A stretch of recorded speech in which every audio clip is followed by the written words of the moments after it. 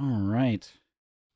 Well, if everyone is ready, we'll go ahead and jump into a recap because y'all probably need one and I need to remember everything and Yep. just get my mind a rolling here. But last time in our campaign, Epics of Irindal, our party, Trash, Dazes, and Floof had met up with the prior evening after thwarting an rather hapdash assassination attempt by individuals claiming to be members of the Hand of Faith, some strange underground organization. But you all met up with um, a very unique individual, a small, warforged individual by the name of Billet. After which you all accompanied him to the bar to discuss what had just happened, kind of exchange some stories, exchange pleasantries, and get to know one another. Um, in addition to exchanging some expertise and some knowledge, some history of this individual, you decided to accompany them as their next destination led them roughly in the same direction as you all to a mysterious tribe in the Almatur Mesas, just to the east of where you are now in the city of Tafar. The following day, you were expected to meet up with the Gojo Master, one Master Leopar, as well as his students for an event that you understood was of significant importance to the city as well as the dynasty as a whole, and perhaps even the continent's history as a whole. You all met up with them at the Silver Scale Dojo. Now, their students, particularly the older students about to graduate, to go on to be soldiers and members of the Talons, as well as high-ranking guards for high-ranking political individuals within the dynasty, were decked out to the nines in their ceremonial armors and parade weaponry and things of that nature for a demonstration during this event. You accompanied the students who showed great pride in their teachings as well as their master themselves, a great respect for Master Leopar.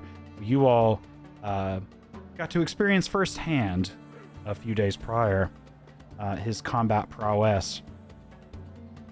After some time of marching through the eastern part of the city out into the low deserts and into the rocky mesas, you came across a large arena there outside the city, carved into the rocky mesas itself, almost standing up in his platform with valleys all around it. And there you watched this ceremony as individuals dressed in these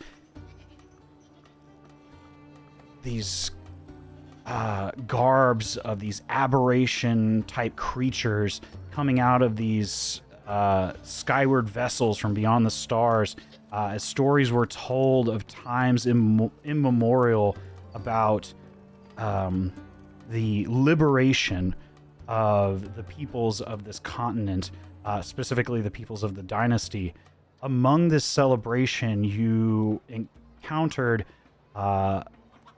individuals not of the dynasty themselves, though, individuals from the opposite side of the continent, as well as the very northern portions of the continent. The dwarves, or a contingent of dwarves from the Dominium themselves, accompanied by one of the highest ranking members there, an individual known as the excuse me, I forget the title. I forget my own information. The Dami Durin, the one of the leaders of the Dwarven Dominium in the mountain halls on the Vanarut stretch.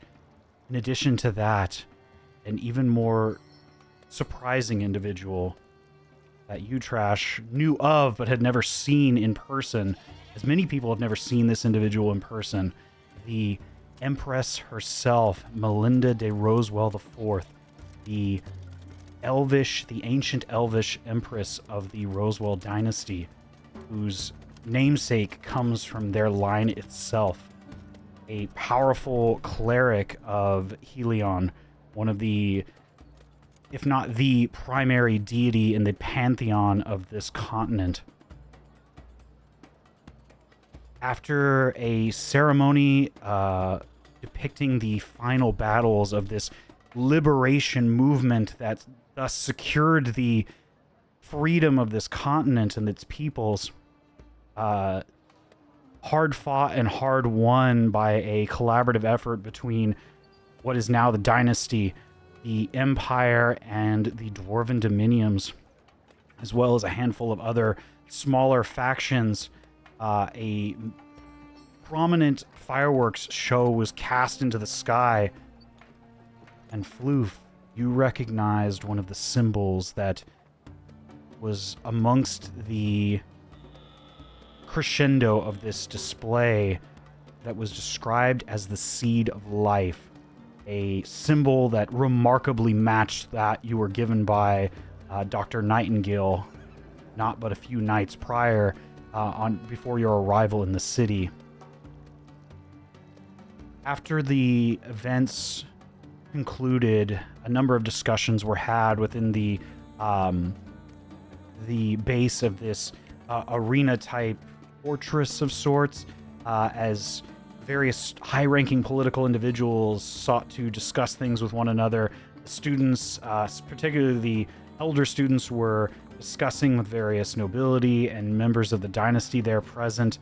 You tried to glean some information that you could, unfortunately not successful in approaching covertly, not wanting to give up the ghost of your presence there as one of the escorting individuals alongside the Empress herself was a member of the Inquisition that had tried to arrest you not but a few weeks prior after you narrowly escaped the portside city before arriving here in the dynasty.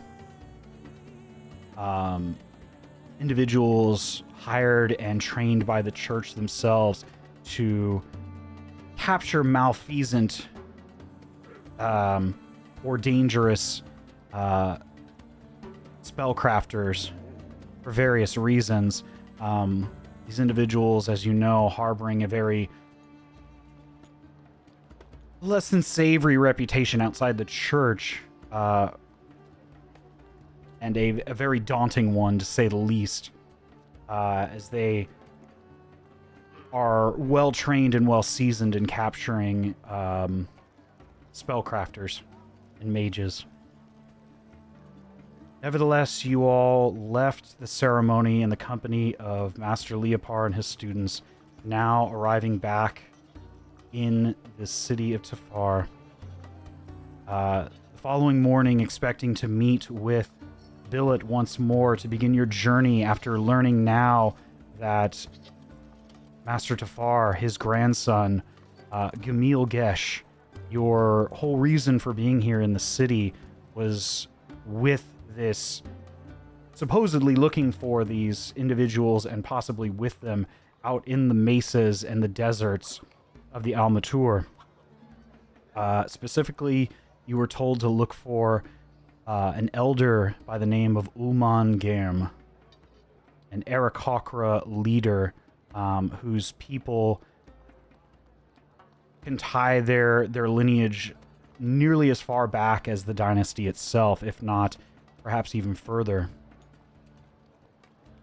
Now you take your rest upon arriving back into Far. If you guys haven't already, you can go ahead and take a long rest if needed, if you spent any of your resources, things of that nature.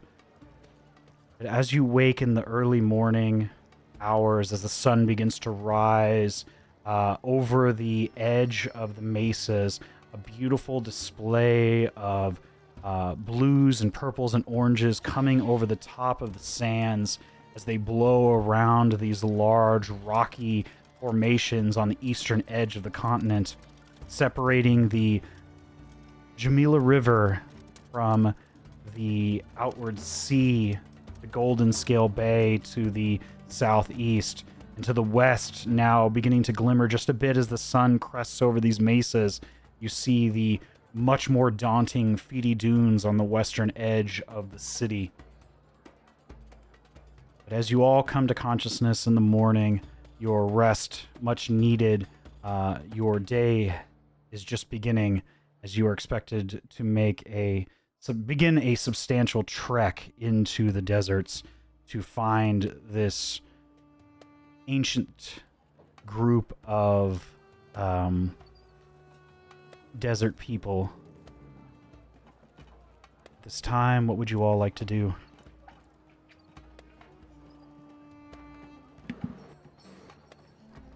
Y'all want to just head straight out, or? I'm entranced at the symbol that's on that thing that Nightingale gave me, so yes. Yeah, I mean we're pretty much ready, right? Yeah, I think so. I think we shop in not so long ago too, actually. So. Yeah. All right. I don't remember. Bill had said where. I guess Bill had probably said where to meet him. So. I believe, if I remember correctly, he said to meet up once more, just outside the gates of the city, not too far from where you all, unfortunately, met up with Mateo, who later turned out to be a less than savory member of the Hand of Faith. Yes. Well, let's go then. As you all head out of your temporary accommodations, you can already begin to hear the movement of people through the city in these early hours of the morning as light begins to flood the city, crusting over some of the taller buildings, the silos containing the raw components, the main export of this city, the raw magical component. Floof, you can smell as you get closer to some of these industrial areas as the furnaces and these superheated baths that are used in the refinement of the precious arcane substance known as lunarium. Here in this part of the world, the scent is far more concentrated, especially in these industrial areas, as you smell the boiling reagents being added to some of the cauldrons, being superheated, and then at a certain point being cooled as you hear the sizzle as these large vats are then dropped into segmented portions of the river to allow the natural flow of water to cool them. Hearing the steam and beginning to see the plumes of said steam billowing up over the top of these protective walls. But you see individuals now on the western shores and the western banks of the river are beginning to come back from the deep desert in various states of disrepair and worn. Some you see the larger bands that are more prepared with a little bit of wear and tear, but carrying some, most often than not, more of this raw mineral, giving off a soft glow from beneath these burlap sheets, while you see some others grievously wounded as they return in smaller groups, carrying what remains of their dilapidated weapons and mining gear. A lot of these individuals wearing a very dour face, possibly having seen horrendous things out in the wilds of the Feedy Dunes, quite possibly one of the most dangerous locations in all of Irindal. But nonetheless, the potential for riches and a better life draw a lot of these individuals out into the deserts as miners and seekers of this rare material. As you head towards the southern gates of the city, it takes you a bit of time, but after perhaps about 30 or 45 minutes of searching around through the various caravans, you hear a bit of clunking coming up in your direction as it slowly gets louder, and you hear an enthusiastic voice call out to you all. Welcome, friends. It's good to see you again. How was your day? Did you enjoy the celebration? As you see Billet come clamoring up to you, his small form, somewhat comical as he runs, carrying this large pack on his back. But still very low center of gravity, so even though it shouldn't really work, you, Floof, would know, having tried to lift this this Warforged, this Awoken Warforged, know that he is quite dense. So, although that this pack, mechanically should be toppling him over, perhaps his weight is what keeps him level and on his feet. I'll go ahead and bring Billet up for you all to see again. Give me just a moment here.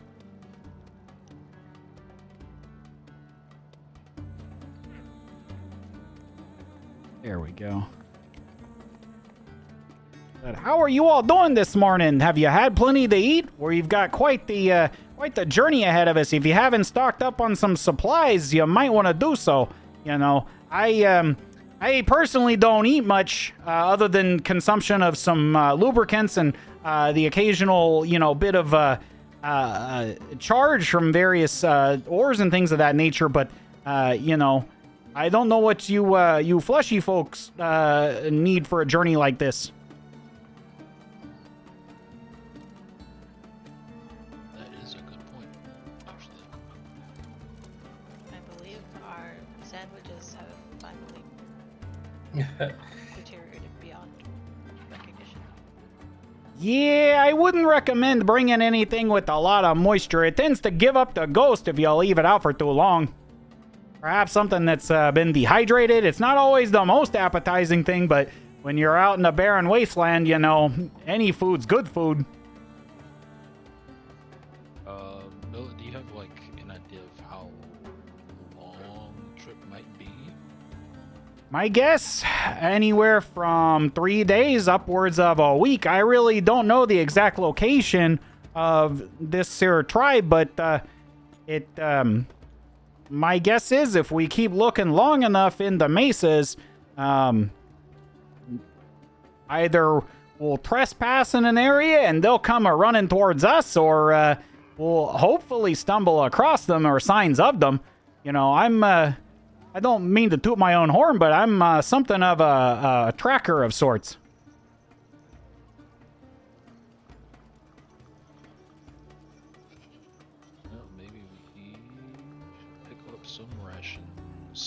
It couldn't hurt. I know some of the vendors, on the outskirts. I'd probably try to get them closer to the middle of town. You might not be gouged as much as if you're heading out towards the mines or out towards the mesas. They know what they're selling, and they know they got a captive audience out that way. Or if you're in a hurry and you want to get going, you might spend a little bit more. But if you don't mind spending a little time while we're still here closer to the center of the city, it might save you a buck or two. No time to waste. Hey, sometimes you're willing to spend the coin if it saves you, a bit of time along the way. Well, guess time is of the essence. That extra coin is coming out of your pocket. Floof. Okay. I hand you one coin. In the literal sense. Okie dokie. Can't even be mad. You got all your weapons and stuff all polished up. You got some new toys to play with. I'll go ahead and say it now. The deeper we get into the deserted areas, before arriving in the rocky portions of the mesas, I hate to say it, but we're gonna be crossing into potentially some purple worm territory between now and then. We gotta be real careful. Well, I was actually hoping for along the journey to, during our rests and when we're setting up camp to kind of speak with you and learn maybe to craft a boomstick of my own if I'm able to borrow your brain and your schematics. I just well, when we go into town, perhaps I could pick up the raw materials needed to work on one of my own if I could borrow your brain. Of course. I don't mind sharing a bit. You're probably gonna need, a metal of suitable, toughness.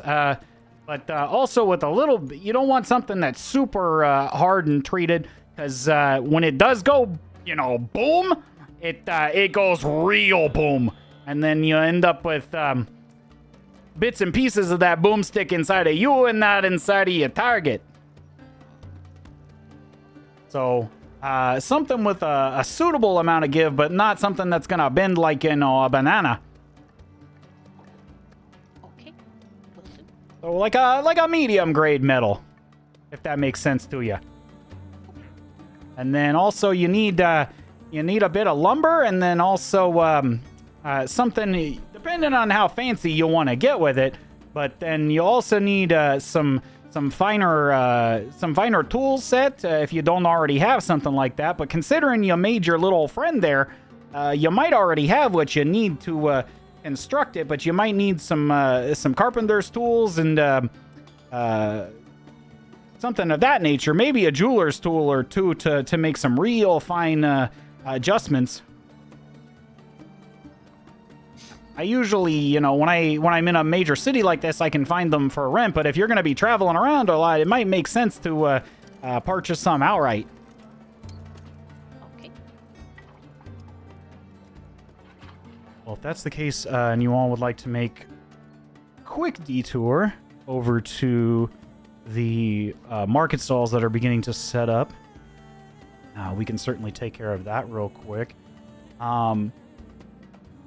Either we can, if you're looking for something, anybody else is looking for something specific, we can do that. Or if there's something just in particular that you're looking for that's not too exotic, I can just give you a general cost rundown of what you're looking for if it's not something too specific. I'm gonna buy as much jerky or whatever dry foods I could buy. Sure. What were you gonna say, Dazes? I was gonna say that's a lot. That's a lot of food. For 3 people for upwards of a week, I would say probably give or take about 12 gold. For the 3 of you, wouldn't be sufficient enough to get various dried meats, dried berries, things of that nature, legumes and things that won't rot in a week's period of time, and then as well as some provisions of water and or things that can be used to hydrate is another thing that Billet reminds you all of. Is not something that he necessarily has to deal with, but given your more water absorbed nature, more liquid combined forms, that hydration is also going to be of necessity in these areas. That is a very arid environment, but he does recommend a number of things. So in addition to that, he recommends some of these. There's a cactus-like fruit that he shows to you all that has a very hard outer shell. But as a demonstration, he cracks one open, and it's almost like a coconut in its demeanor, but has a large amount of natural juice and vitamins and things like that that would otherwise be non-existent in the deep deserts.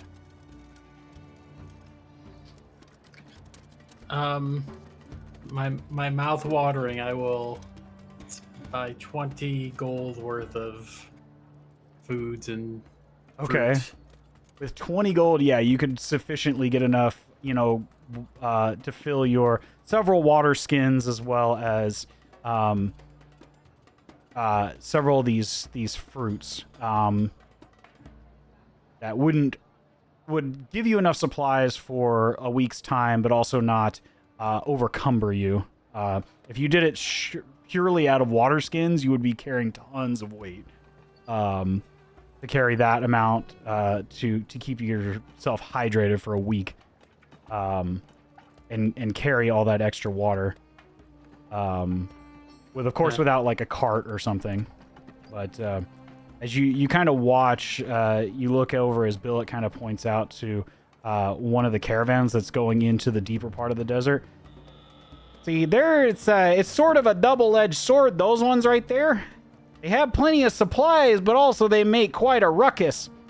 And if they were to encounter, one of them bigger creatures out in the deserts, well, those supplies won't really do them much good when they're having to run for their lives. So, you want to carry what you can, but also not something that's going to make you a clunky mess. Which is kind of ironic considering that he is Literally that. a sentient clunky mess, yes. But you see now as he kind of, looks down, and you can kind of hear it there, but you also see that he's padded some of his joints and some of the pauldrons, and he's removed some of the armor plates for certain areas to allow for more subtle movement. And he's also got a number of strange-looking, padded. They almost look like booties, like children's socks of his sort of size that you see in certain things to kind of mask his metallic steps. Almost like leather, like a moccasin almost, but more wrapped and things of that nature. On a normal organic humanoid, they would be far too hot to wear something like that. But for a creature such as himself, that's more concerned about covertness over dehydration and heat stroke.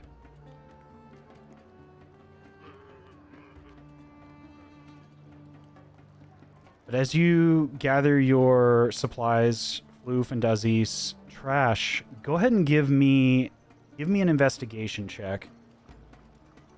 See if you're able to find exactly what you need to begin your crafting of this weapon.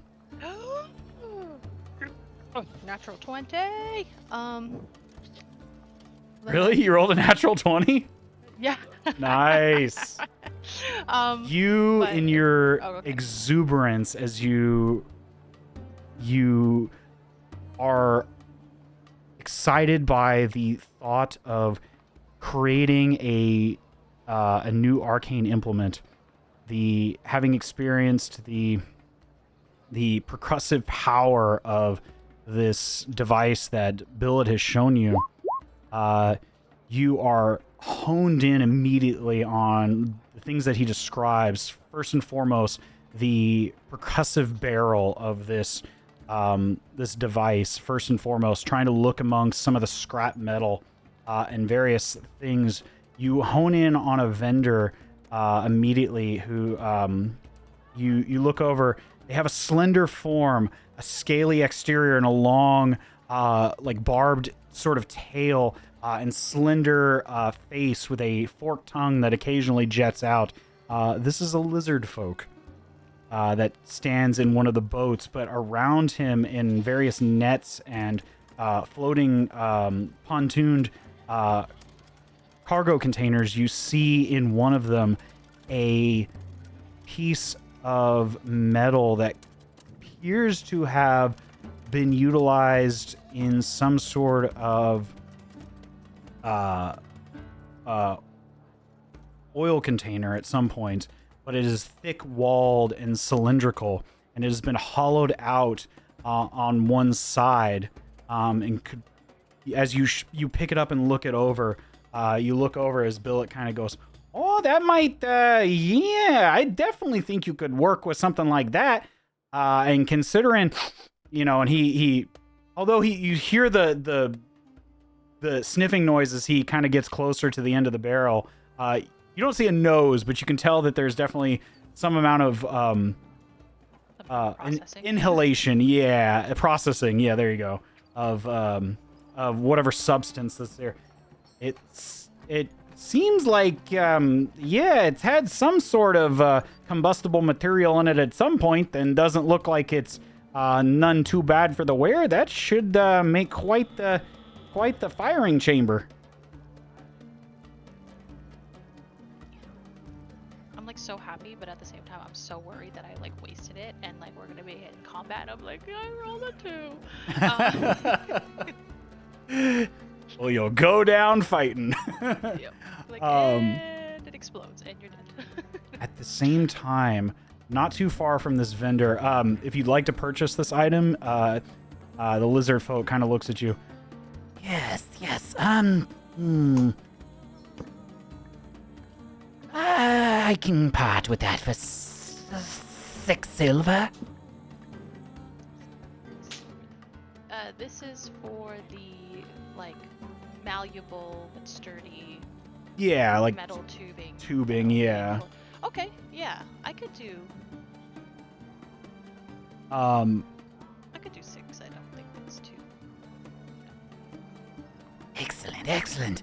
You need anything else?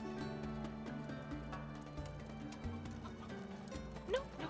I mean, I'll try to describe, if he hasn't been described to him already, the rest of the materials I need, just to see if he has it. I don't specialize in any wood of quality. I do have some of the tools that you might be looking for, though. And he rolls out this leather bound set of tinkerer's tools. I don't know if you already have tinkerer's tools, but he also has a set of jeweler's tools as well. I think I need both, if I'm not mistaken, because I was just trying to look through my inventory sheets, and I don't think I have those things. Okay. I needed tinkerers as well as jewelers tools. Yes, the tinkerers for the majority of the work, and then some for the finer details. You would need something that is made for a finer item. Okay, so I do have tinkerers tools. Okay. I don't have jewelers, so I would need the jewelers tools. Yes. This set I can give to you for 8 gold.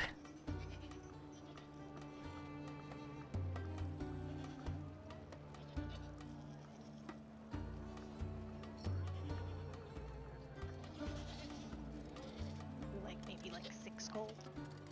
Go ahead and give me a persuasion check. Okay.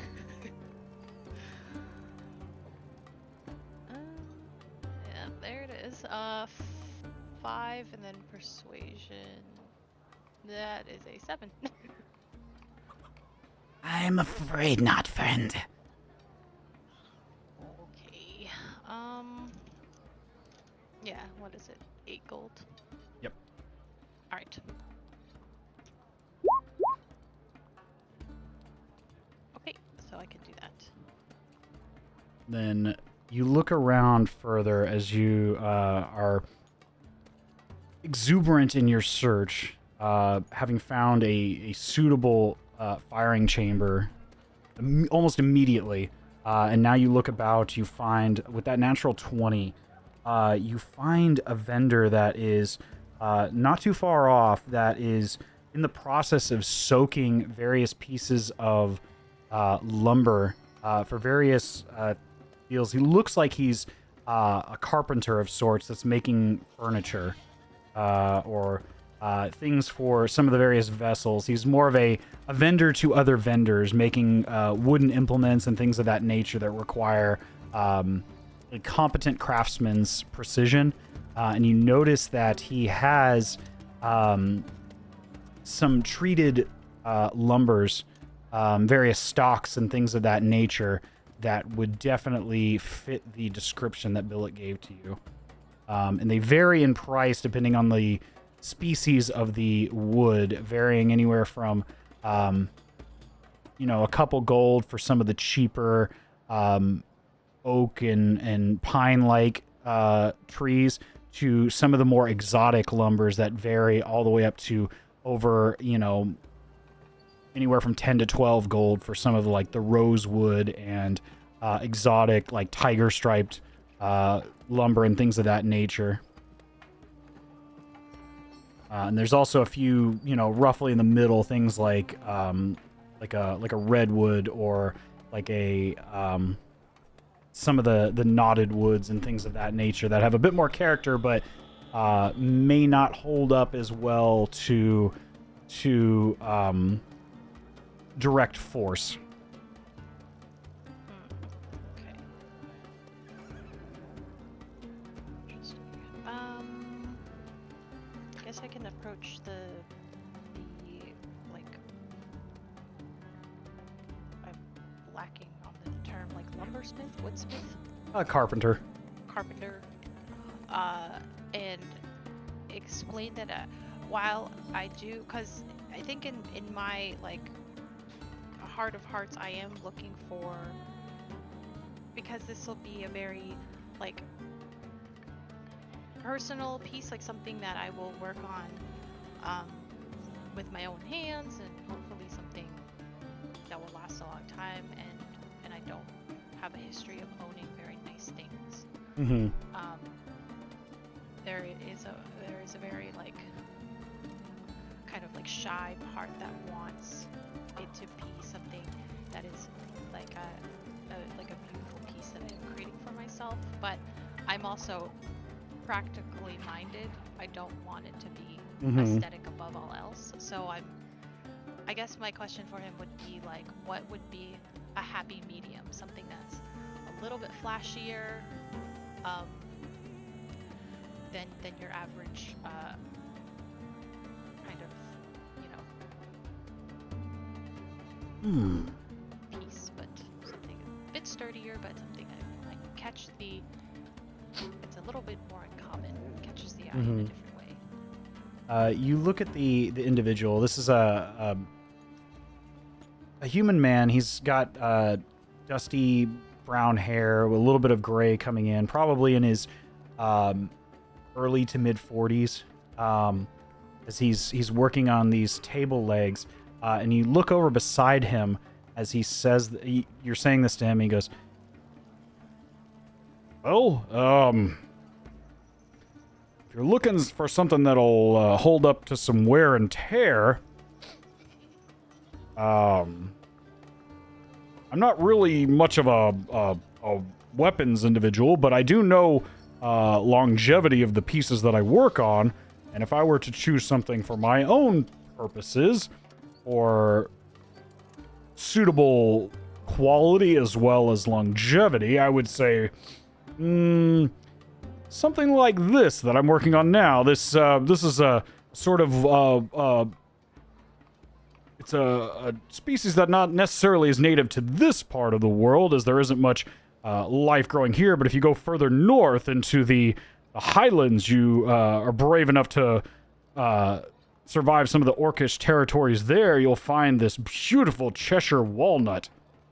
It has a wonderful sort of topographical pattern to it, as well as this darkened appearance to it when well polished, and will hold up well over time. It's about For this piece, this milled piece, enough for what you're asking for, I would say about 7 gold. I'm gonna turn to Floof and be like, Floof, you lived amongst the trees your whole life. Is this, I don't know, is this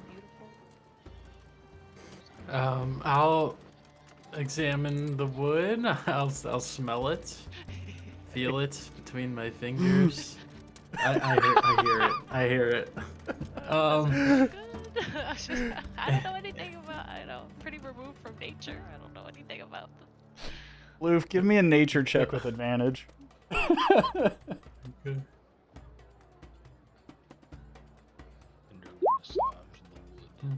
I massage the wood between my Massage. fingers. You know, ASMR tap With a it, 13, yeah, you can tell that this is, you haven't seen this particular species, but you've seen, you know, live, trees of this nature. And you've made implements and weapons and things of this nature, and you can tell that it's a, how do I say this without somebody, making a dick joke? It's good hard wood. Oh, good. Let's get this out on the table. Let's just flop it out there. Since we've already gone down this road. You didn't just say flop, did you? Yes, I did. Okay. Deal with it. I will continue to thoroughly examine the wood. And yeah, I'll hand it back and say it's good. Good wood. Yes, it's good wood. Okay. Yeah, I think I'm just feeling like light at the end of the tunnel, that I get to own something that's like uniquely mine and stuff, and so I'm not really in much of a haggling mood, so I'll just provide the 7 gold. Okay.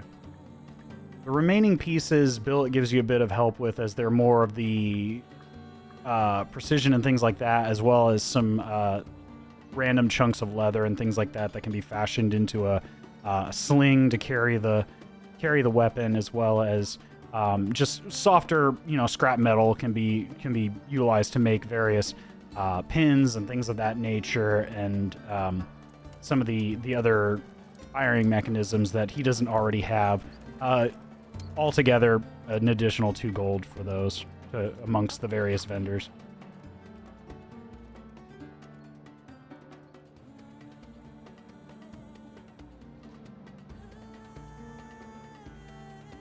Now, one last bit you're gonna need as well, and I've got some extras over time I can give to you, but here's the critical component here. Is you gotta put together the various ingredients, and I've got enough to share for a little while here, but we're gonna have to perhaps either forage or scavenge. I don't know many vendors around this particular area that would have them. If they did, I would have probably cleaned them out already of it. But we can certainly find some of it along the way, but we'll need to. And as he's saying this, he pulls out in one of his various belt pouches and pockets. He pulls out this vial of this ground dust. And it's quite innate at this time, but as he holds it up and you see it reflects in the light, and you catch a glimpse of it, Trash. This is ground up lunarium dust. And Floof, you can smell it immediately. It is raw and pungent, even when in this corked vial. Now, this can be substituted for some ingredients, but the impact isn't quite as potent. This is the main alchemical agent that we'll need to utilize. So if we see any of this along the way, we don't need too much. A little goes a long way, if you know what I mean. But it is a critical ingredient. Could I just like studying it? Because I do have like alchemist supplies. I know it's probably not going to be the exact same, but is it theoretically something that I could like perhaps like through studying it maybe understand taking something raw and distilling it down to that, or like Yeah, basically trying absolutely. to understand Yeah, are you proficient in your I- alchemist tools? it? Would imagine. Well, you have tools for the job or something for this, right? As a artificer. If I click into I am glaring at you and closely monitoring your decision on if you decide to use this for the record. well, are you saying this out loud, or you're just like looking at? I'm just staring in disdain at the stuff, and I see that you need it, but I don't want you to want to use it.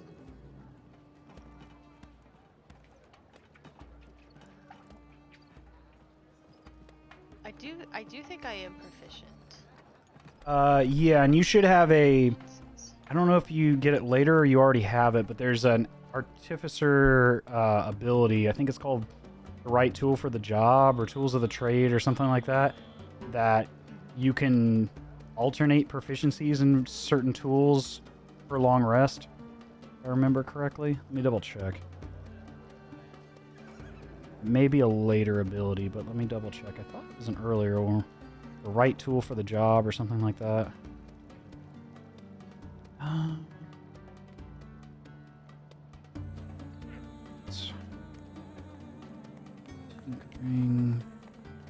Yeah, it's called the right tool for the job, with thieves' tools or artisan's tools in hand, which alchemical I would lump in that. You can magically create one set of artisan's tools in an unoccupied space 5 feet of you. Yeah, you could just create your tools that you need. Okay. So if you want to, you actually wouldn't need the jeweler's tools because you can just create that once per day. Oh, okay. This creation requires 1 hour of uninterrupted work, which can coincide with a short long rest. Yeah. Okay. All right. So then I didn't need the. Right, so you can add back the 8 gold for that. Okay. Just reverse that one. Yeah, I forgot you can actually like create the tools that you need. And the tools that you create, I believe you have proficiency with. Yes. Doesn't say it here, but I'm fairly certain if you're able to create them, you would have at least temporary proficiency with them.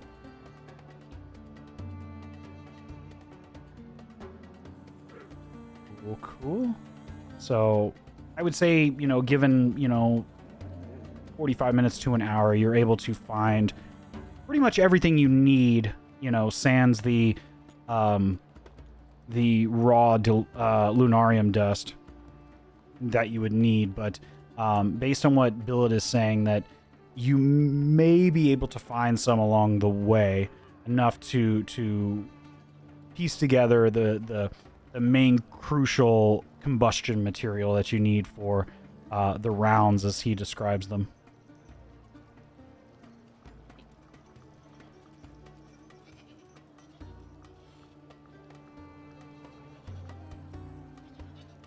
Is there anything else you all would like to get before your journey begins, or do you feel like you are sufficiently prepared?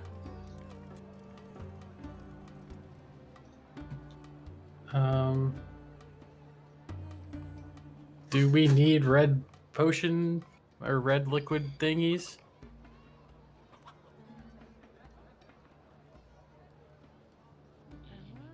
Don't know how our health potion. So I think I might have forgotten to take one of these off. I think I have 3. It says 4, but I'm pretty sure I used one.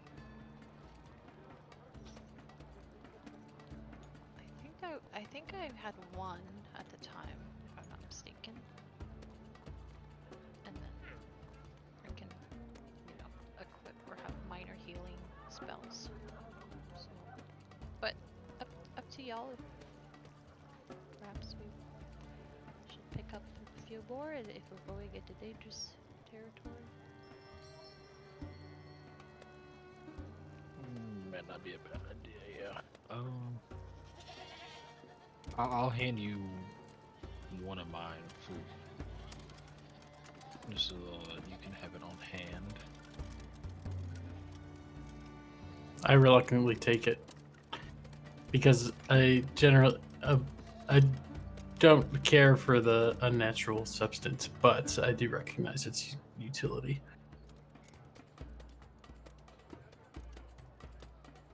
And I guess we could grab. I mean, I have 2. Let's do this 4. I guess we can grab what, 1 or 2 more. I think that's easy enough in this type of environment. It's not too hard to find. In fact, you run into the same potions dealer that you ran into the prior day, the exuberant goblin individual, as he sees you all coming. Oh, welcome, friends. Welcome, welcome, welcome. Are you back for more? Are you back? Back? What would you like? What would you like? Some simple potions of healing for now. Right, right. You sure that's all you need? I believe so. How many would you like?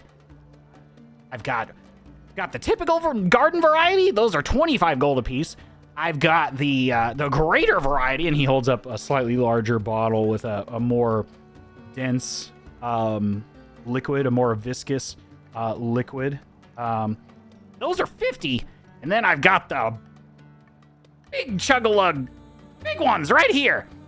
These are 150. Those are, so he's got, mechanically, he's got regular, greater, and then he's got one superior healing potion.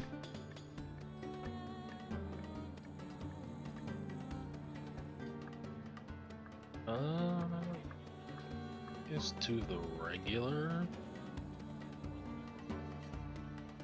Okay, okay, that'll be 50 gold. Can I get it for like 45? Since I'm a repeat customer. Go ahead and give me a persuasion check. These never go well. No, well, okay, 17. Well, since this is your second time returning, I can do 45. Sure enough. Let's go. Anything else, friend? As he carefully places the 2 regular healing potions in your pack. I think that would be all. Sure enough. Safe travels, and try to come back. I like repeat customers. I will certainly try to back, that's for sure. Well, I wish you the best. And with that, if there's anything else you would like to get now, anything of simple garden variety or anything else going once, going twice. Well, with your supplies acquired, your materials for along the trip to engage in a bit of tinkering and weapon crafting along the way, you turn to Billet, who begins to lead you towards the eastern edge, not far from where you headed out previously, but instead of going and venturing more in a northeastern fashion towards the arena, you continue onward straight towards the rocky mesas in the distance of the horizon. As Billet points out to you all, now, we'll need to be careful when we get into some of the softer portions of the terrain. That's areas of particular danger. So we want to try to stay as much as we can on the more hardened rocky ground if we can find any footing there. But if we do need to cross the sands, I recommend taking off anything that creates a lot of vibration. That there's what those worms are attracted to when they hear that thumping across the surface of the sand, because all that vibration gets pushed down deep far deeper than you realize, and that's what they used to attack from. They're not evil, mind you. They're just following their God-given nature.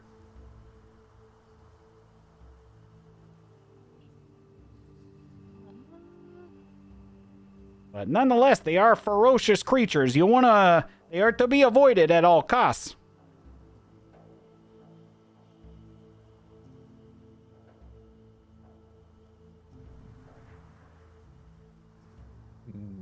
Okay. Appreciate the warning. But with that, as you begin your journey out into the arid mesas, if I can go ahead and get somebody to give me a d20, just a straight d20 roll. I can do that.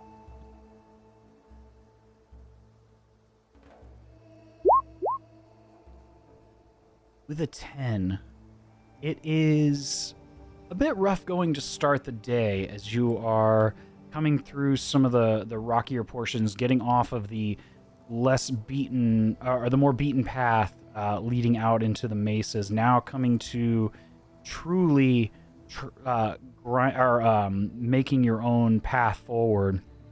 Coming through some areas where some of the vegetation in between these rocky crags, gathering what little moisture it can in the shadowed areas of these rocks, is twisted and gathered almost like thorns, like gathered brush and tumbleweeds. It is a bit slow going, and you feel yourself exerting more often in this particular instance as you're traveling this day, but you use an extra day's worth of water as you're traveling this particular day, as it takes you a bit longer to get through some of these more densely brushed areas and craggy rocks through this first portion once you leave the well-traveled paths into the mesas and the deserts. But with that, can I get somebody roll me one more d20, please? I can do this one. You take your first night's rest and begin early the next day. Oops. With a 5. It is a windy day now as you come into a more opened portion of the Almatur desert and mesas. As Billet advises you all as you travel to try to guard your eyes as much as possible and be vigilant, but you find that it is quite difficult as a sandstorm begins to kick up through these unguarded spaces, now completely open to the winds and passages of the elements. So we're gonna have and you notice as you're passing through these areas, you are able to find footing in more rocky areas to avoid some of the loose sandy deserts and some of the climbing dunes, but it is a bit difficult, so we're going to go ahead and have a little bit of a skill challenge here to see how you guys progress through this unexpected sandstorm through the day, to see whether or not we lose a little bit of time here, or if we are able to continue on pace, or if any additional supplies need to be used. So who would like to go first in trying to assist the group in progressing through the sandstorm? I'll try and go first. Okay. Can I take a wild shape into some kind of, I don't know the beast guide on types of birds, but some kind of appropriate bird to maybe fly up? Well, I don't believe there's a bird that you can use right now at your current level. Okay. Yeah, you wouldn't have a bird with a flight speed yet at level 5. I believe you would get birds of flight at level 8. Oh yeah, I see that now. You are correct. Yes. Then I will not go first because I'm thinking. Okay. there anybody else who would like to lead the path here?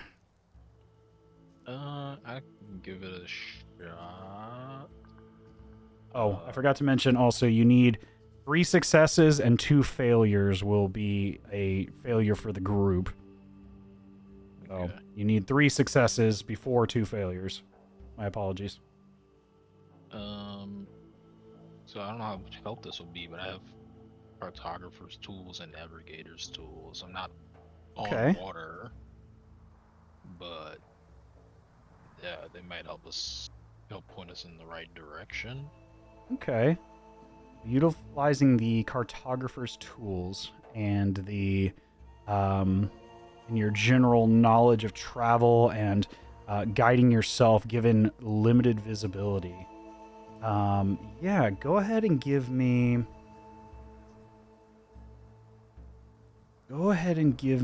a perception check, and you can go ahead and add well, it's a tools check, so do you already have proficiency in perception? Yes. You do?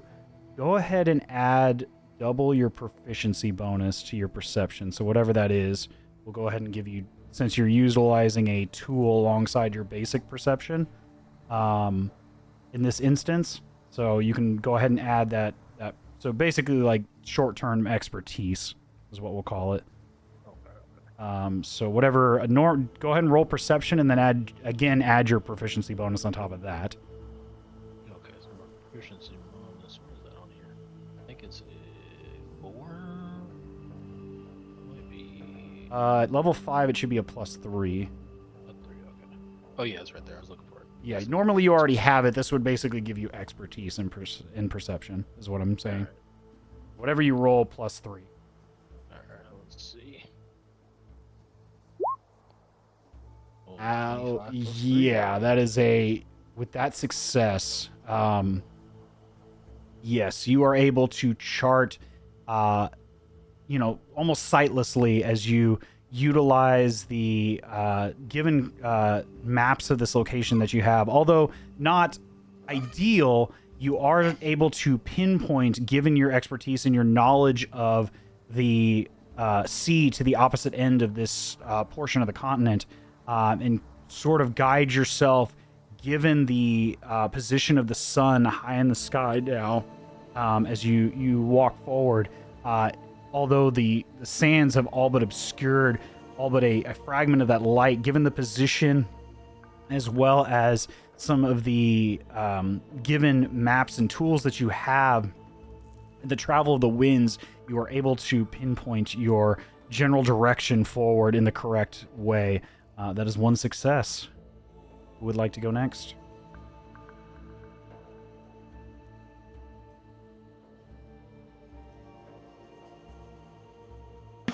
How about, okay, I'm gonna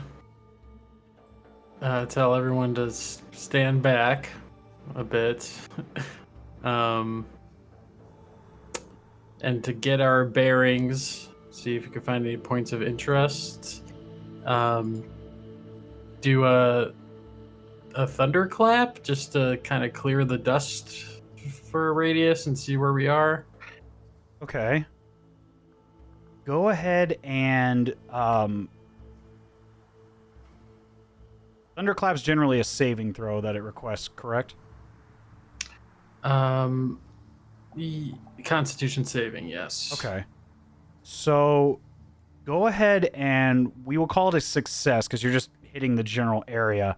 As you ask everyone to stand back and you're trying to kind of utilize this spell to try to clear some of the sand out and get a better view. Go ahead and roll the damage. Depending on how you roll how high you roll on the damage. How much is it now? 2d6. 2d6. Okay. So we'll say if it's above 50% of the damage, I will give you advantage on a perception check to follow. How does that sound? Sounds fair. Okay.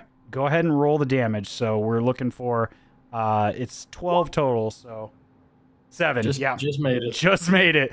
Yeah, so go ahead and I will give you advantage on the perception check as you begin to clear the general air of sand as you bring your large palms together, and as everyone steps back, you hear this loud crack of air, this pressurized air as the sand is pushed back just long enough for you to get a pinpoint of light and a bit of reprieve from the blasting sandy air. But yeah, go ahead and give me perception with advantage. Okay. 20, yes. Yeah, just enough time to begin to pinpoint, and with Dazes' previous expertise, pinpointing the location of some of the previous rocks that you saw before this sandstorm began to pick up, you were able to go in that direct line again as Billet begins to mark out some of the areas following you all. That is another success. One more, and you have succeeded on your skill challenge. Trash, what would you like to do? I'm trying to think. I feel like I'm not the best navigator.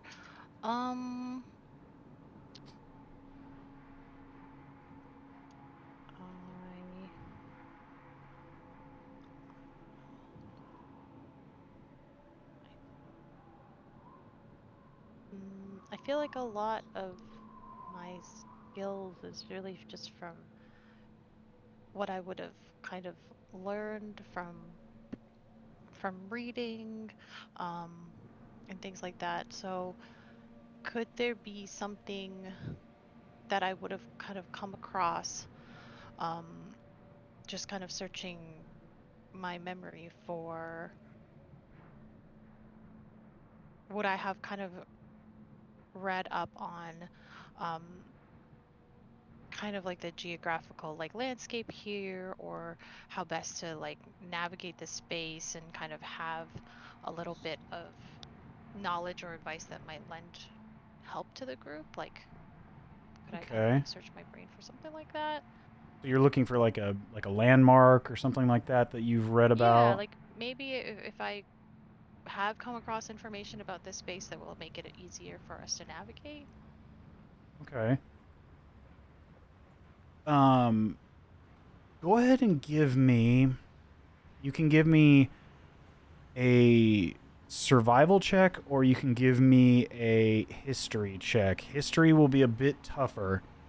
Survival is a bit lower, but may not be up your alley as much. So if you want to roll with something you're more comfortable with to try to recall information about it, or just try to general knowledge that you picked up about desert survival,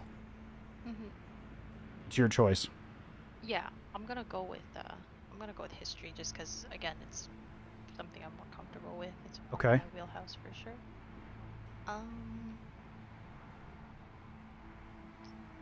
15 plus 7, 22.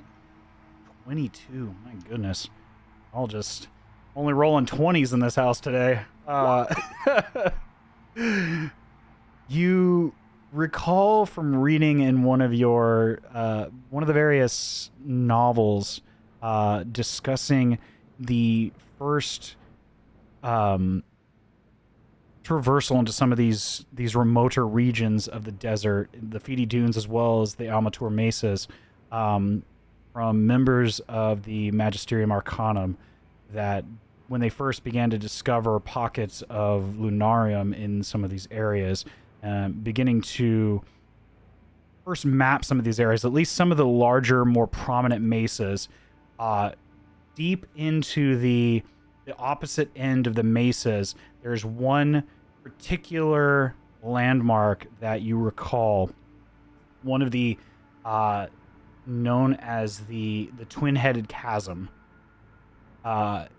You recall that is one of the taller structures, one of the taller natural structures in this area that's far to the east. In the case of the map as you see it here, it is this particular mesa at the far end here. And given that its elevation, you're able to just barely see the tip of it as you watch Floof shatter the air and push away the dust just for a moment. You get that gleam and that shadowy flat atop, and given your position, coupled with your companion Dazes's maps and skill with cartography, you are able to pinpoint that you are in fact going in the direction that you were intending, as well as the proximity that Billet is directing you all in. Given that triangulation of clearing the way, the information from Dazes, as well as your recognition of a vital landscape point, you are able to succeed in pushing through this this storm. Although not the worst one that Billet has discussed with you all, definitely not for the faint of heart. You don't lose any time, but you don't gain any time here, and you are successful in overcoming the storm as you come into nightfall, the second day. Congratulations. It is a bit of slow going, but given the recognition of your successes navigating the storm, you are able to find passage through several of the rocky portions out into a much more open portion of the mesas. Now, perhaps one of the most dangerous portions of the trek as you head towards what Billet looks at you all and says, "Now, it's good trash that you mentioned that we found the twin-headed chasm. It's, from what I've been told, the tribe we're looking for is somewhere in that general direction. Unfortunately, we now need to cross quite an open portion of this here desert. And if ever there was gonna be dangers, it would be here." At this time, it's getting quite late. The sun is beginning to fall now below the western skyline, as you all come to the night of your second day. On the second evening, Billet looks at you all. "We should probably take some time, and before we begin this crossing, and just, I don't want to do it during the night.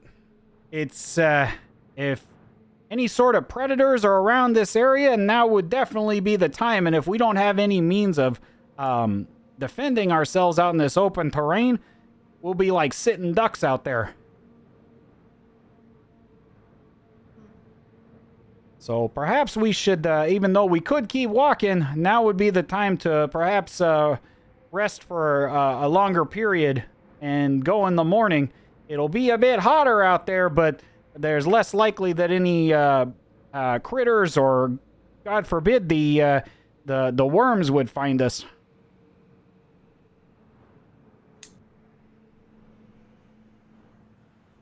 We wait then. Yes, I'll trust your judgment here. As you all agree with Billet's recommendation, he begins to set up on a more flattened portion of rock that sits below where you are. Just a moment here.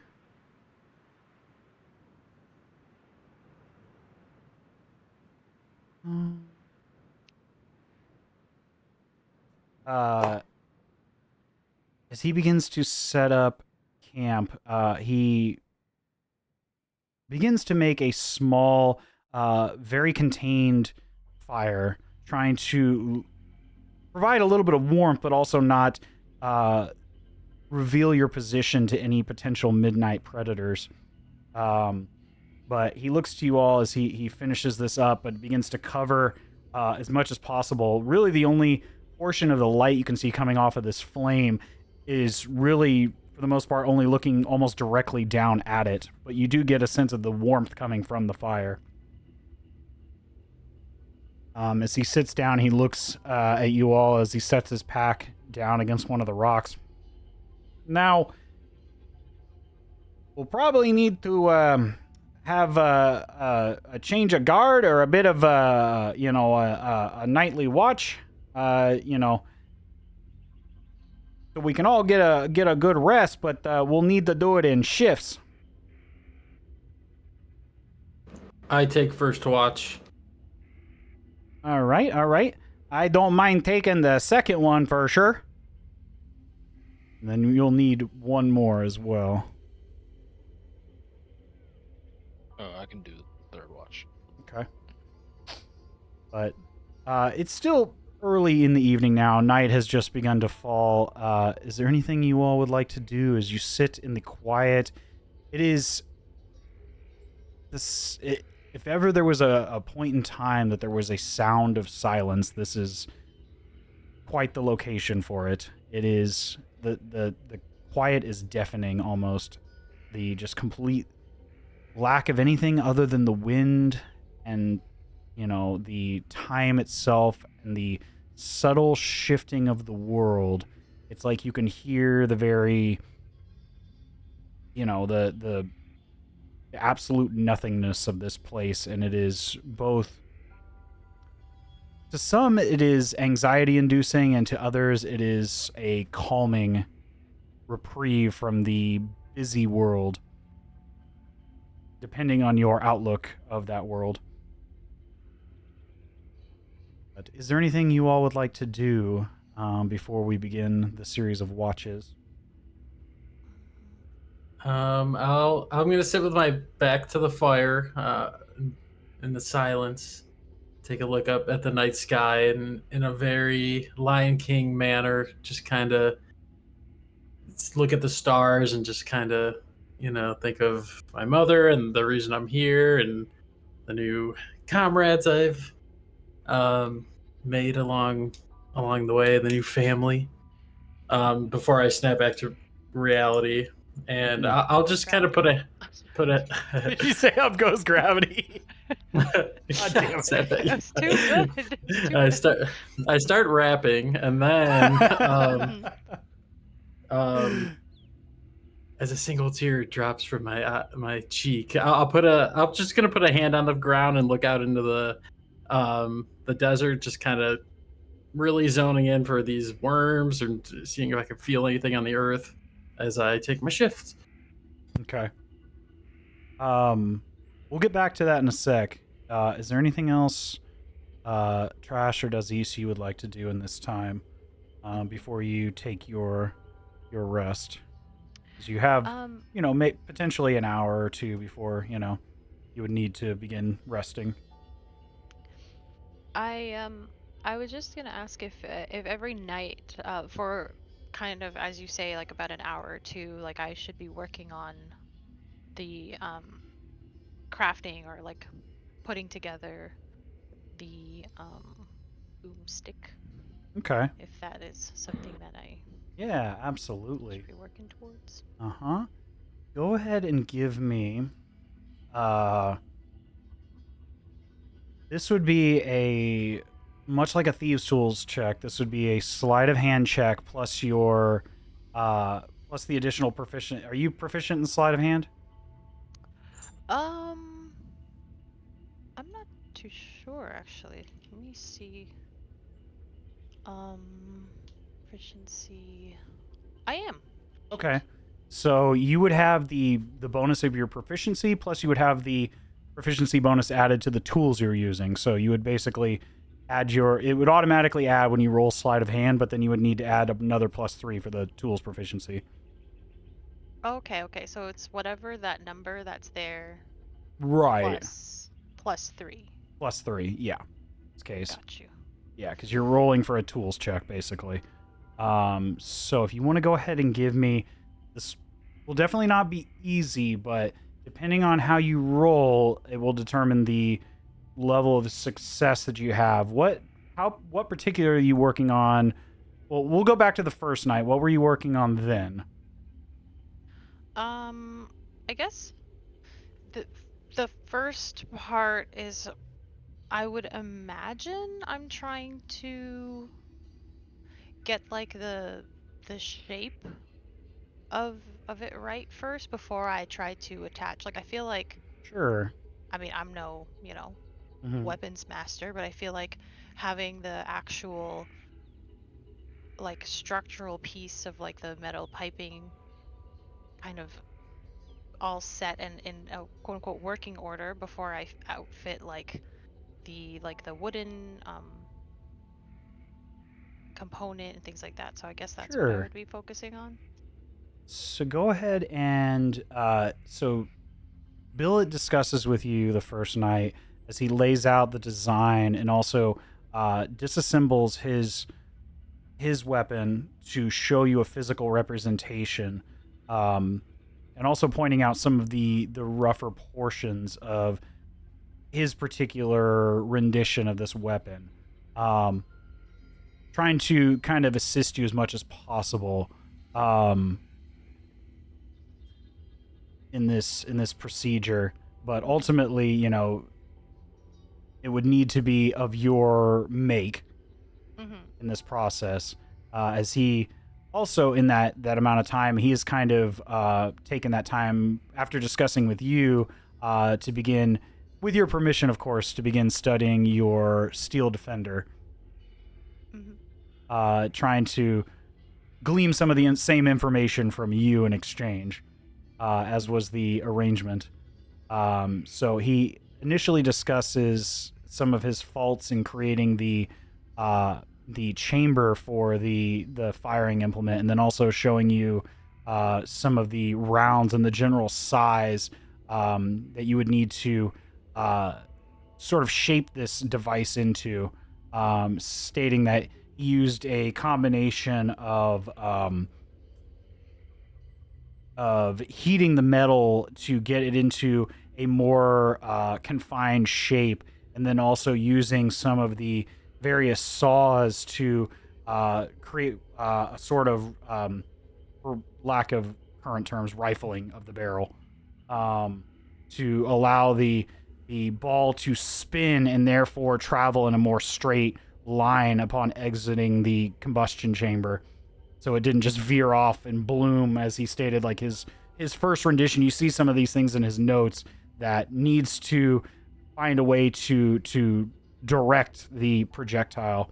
You see in his notes, and his design, he shows the rifling in a very detailed manner, and how he went about doing this with some of the tools, some of the various grinders and tools that you would have at your disposal between the two of you. Go ahead and give me a sleight of hand check, and then add your add the additional proficiency bonus to it.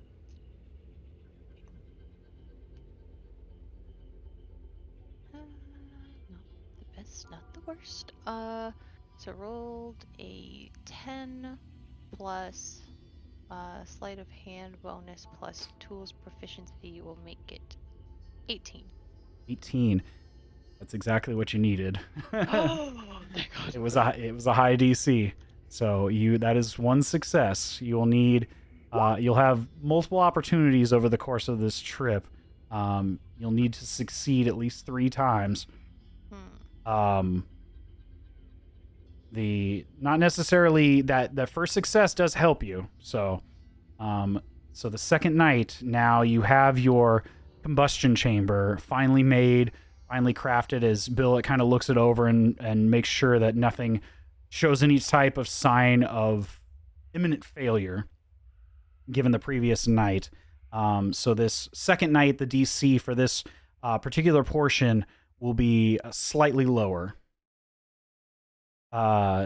given that success in your initial exchanges. So go ahead and give me one more check as you begin to craft the stock. This is not so much a finer precision thing as it is just fitting it and getting it into a position that you find comfortable. Which I forgot to ask, you're creating a more of a longer rifle-like firing device, or are you creating more of a handheld device? I guess until I kind of discover or learn more about it, I am working as closely off of what billet uses, so I would imagine it is the longer. Okay. Well, he's sort of a smaller Rifle style, individual, or- so it's it's like a short semi-musket. Yeah, it's more of like it has the length of like a sawed-off shotgun, but with the barrel of a musket. Okay. So it's somewhere Yeah. between like almost like a dirty, hairy rifle. It's hard to describe. Yeah, it is. It's for a normal human being, like a normal medium-sized creature. This would very much be just like a longer handgun in his possession. But in your case, you're a smaller creature, so for you, this would very much be like a rifle by comparative standards.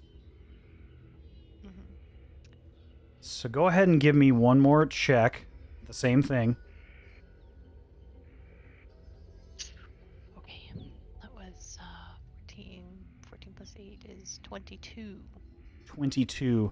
You are, over the course of several hours, are able to shape the stock of this new weapon finally and get it, roughly get it drilled so the pins that would hold it together and allow it to maneuver based on the designs that you see in Billet's notes,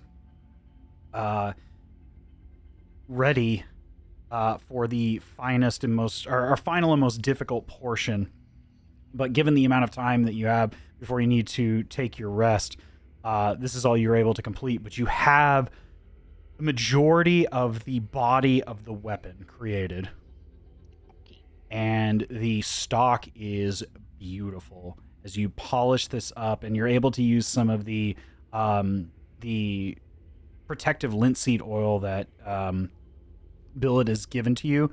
And he shows you that in order to seal the wood, he takes it and just gradually turns it over the torch and begins to just burn the outer edge of the wood before wiping it or cooling it and then wiping it down with the linseed oil, and it gives this beautiful intentionally scorched look across some of the lighter portions of the wood, giving it almost this striped pattern in this sort of crackled pattern to the grain of the wood as he shows you how to seal it with this oil to give it a protective layer. And it turns out exquisite looking, given this is a first attempt.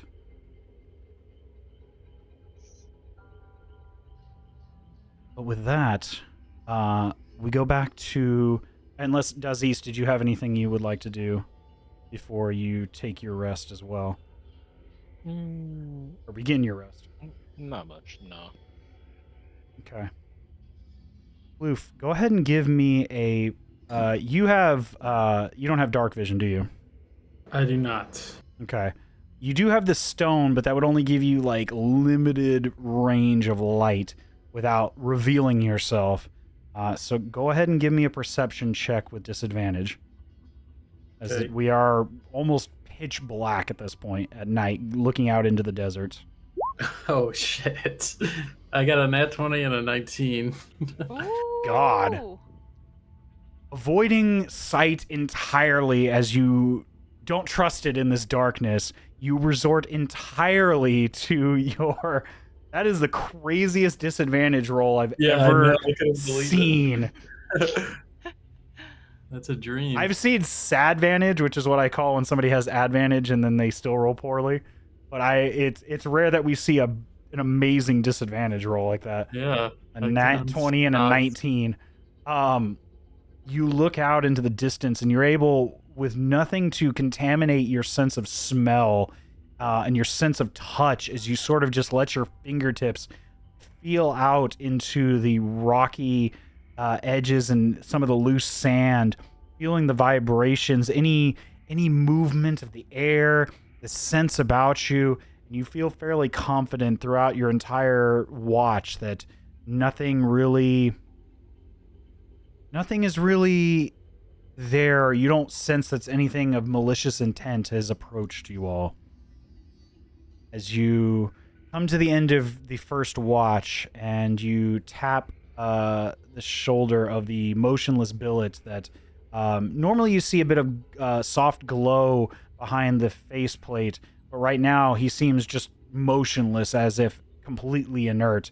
But as you shake his tiny shoulder, you see as he kind of leans forward in sort of a very rigid mechanical fashion, as you hear his voice kind of, "Oh, is it my turn? Okay. Enjoy your rest, friend." I nod and go sleep, and unfortunately, in character, snore loudly.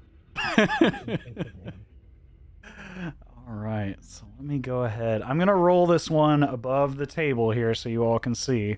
I'm not going to tell you what the modifier is, but I'm going to roll it above the table so you can see.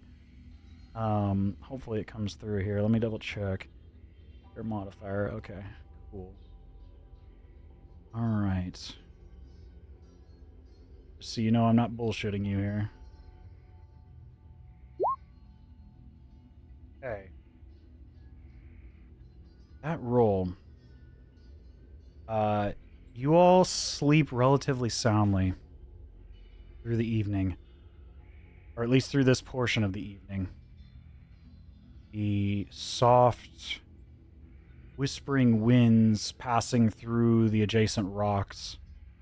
The low sand, almost like a gentle,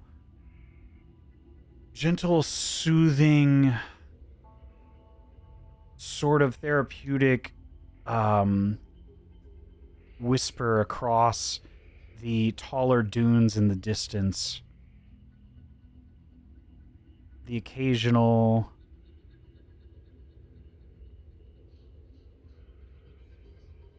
soft movement and rustle of the arid plant life in the tide between the rocks beside you. Is an otherwise calm moment. Just one moment here. One more roll.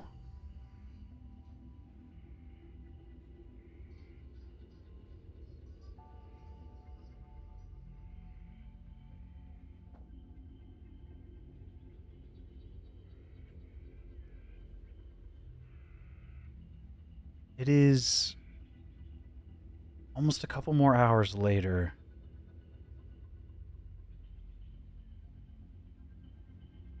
Or you hear a sudden shuffle of the rocks above.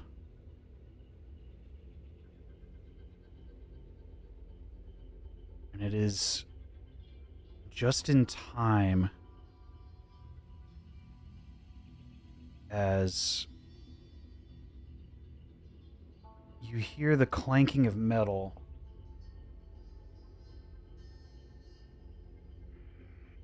and a sudden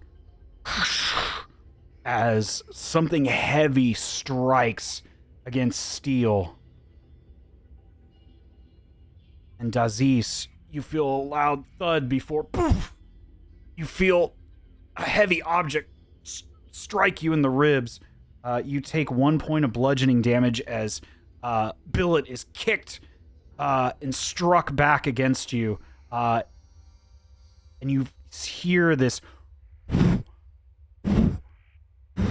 sound of large wings coming down from above as you see this shadowy object coming down from the rocks.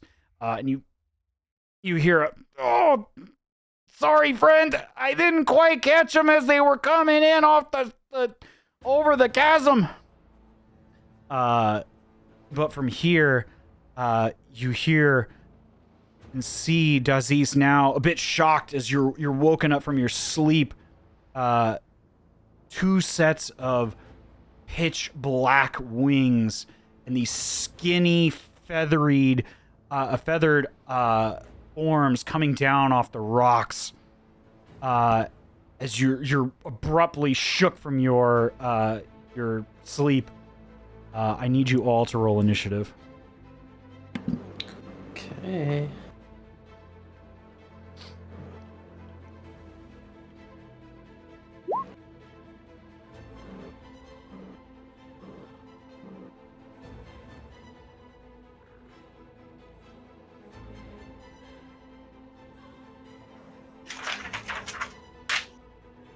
You can go ahead and drop yourselves on that large rock on about 2/3 of the way to the right. Somewhere in that general area. That rocky outcropping. One sec here. Hopefully the initiative tracker works. Let me clear it and then we can just add it to reroll here. Hold on one sec. It's clear. There we go. Go ahead and roll again and we'll take your first one. Okay, so you just like change the numbers afterwards. Yeah, I'll just change the number. Okay. It should pop up now on the turn order. Come on.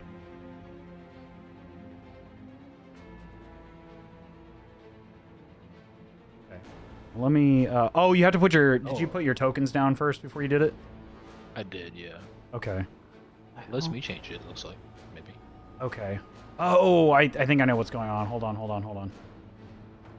I am. There we go. Okay, yeah, you're good. Yeah, I see it now. I was on the wrong page. That's why it didn't show up for me. You said you want me to roll again? Yeah, roll again and we'll take your first one. Oh, but I like this one better. I'm just checking. I'm sure you do. What a waste. Back-to-back nat 20s, though, just saying. Just saying. Let's change them real quick. My apologies. Yeah. Crash, what did you roll? Or go ahead and roll initiative in the... Do you have the Oh, just track? to put it up there? Just to put it up there and I'll change it to whatever you roll Sure. physically.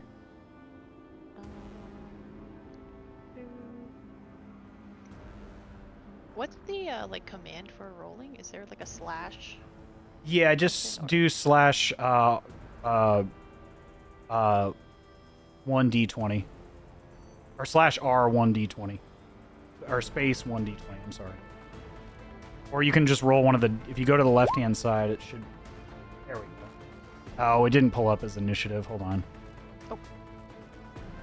Oh. Do you have your character sheet open in D&D Beyond? I do, but I don't know if I ever linked it, so I don't know if it'll work this in. Okay. I can just add it. Hold on. Wait, let me see. try something.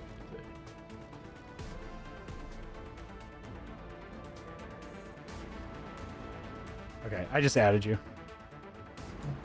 What was your physical roll? It was 16. 16. Okay. Dazes, I think you have the higher dexterity, so Yeah. you'll be going first. So fast.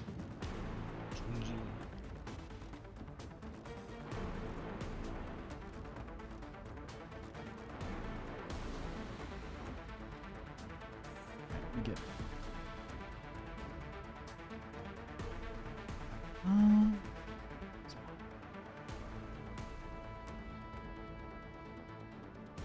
We will bring up the rear.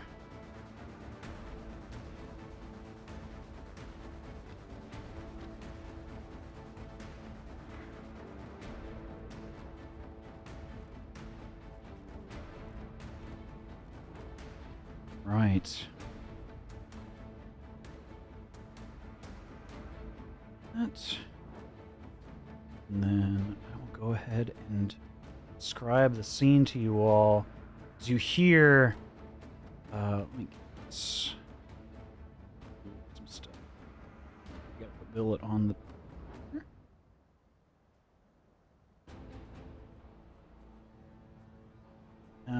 Right between you two.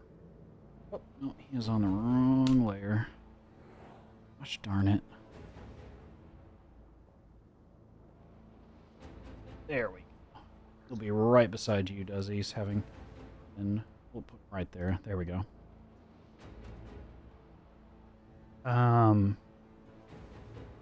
Swan. Whoops, wrong layer again. as they are not quite in position yet. All right. Before I add them to the board, you hear this sound of large, leathery, feathered wings descend down from the rocks above, coming towards you all as one of these shadowy creatures strikes at Billet.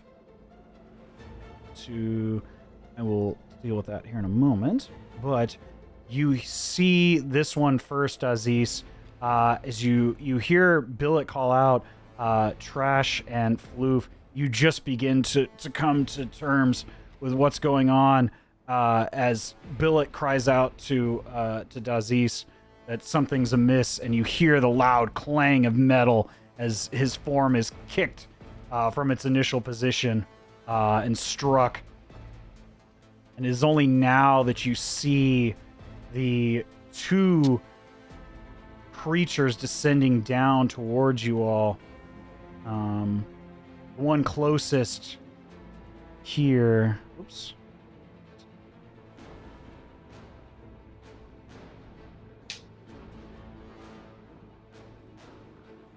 You see in front of you this large, extended body, two leathery arms, two feathered-covered legs, and this long neck that sticks out to a sharpened beak and rows of teeth, and these grayish-black wings as it screeches out at you.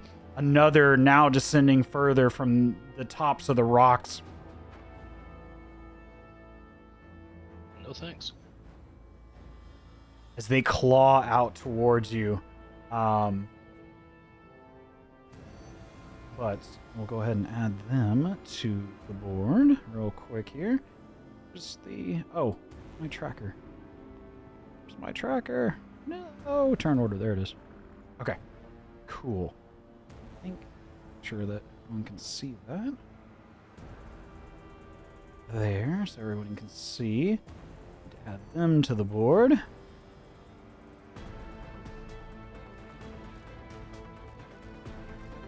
You look as Billet cries out, "Ah, damn it! Of course we'd run into a bunch of rocks out here in the desert!"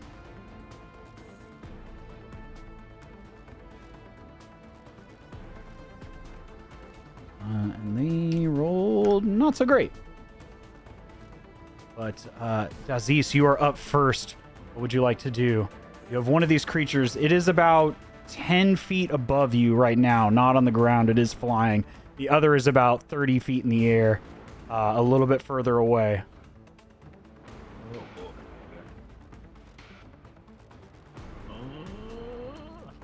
How long is my quarter stuff? Like 5 feet, maybe? Your staff, yeah, would be 5 feet.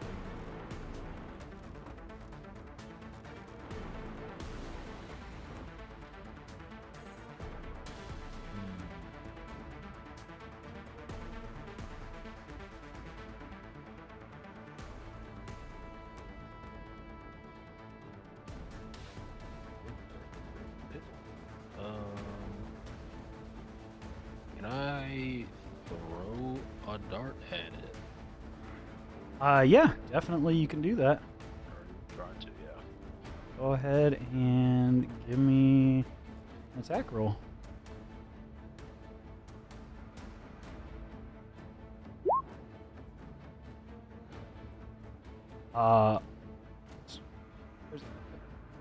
Unfortunately, you throw out the dart, aiming for the neck of this creature as it just slinks out of the way, almost like a wet noodle. The dart slips by without making purchase as it screeches again at you. Yeah, that's all right. That's good. Okay. I'm just gonna, for now, I'm just gonna, let me see.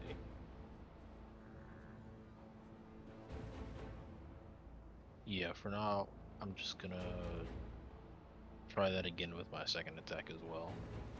Okay.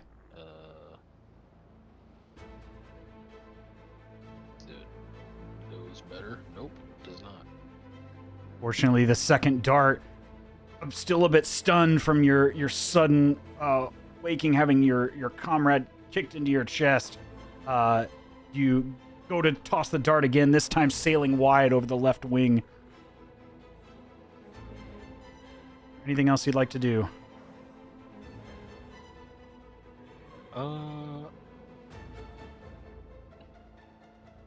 think I'm just going to.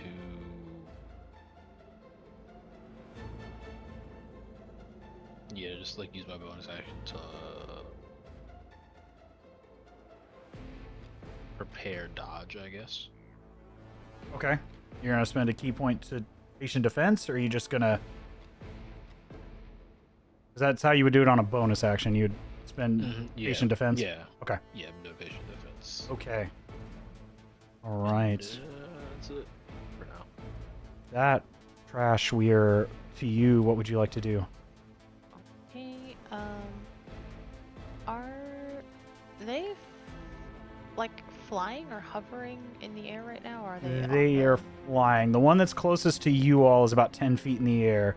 This one's about 20 feet in the air, and then further back on, coming down from the rocks, in for like it's beginning to dive down for a strike. Okay, I can try to hit it with my crossbow, I think. Unfortunately, Panda won't be able to do much. He can just kind of get in position and maybe just ready in case he's ever within striking range. Okay. You can definitely ready in action. If you'd like to put them in position. I will go.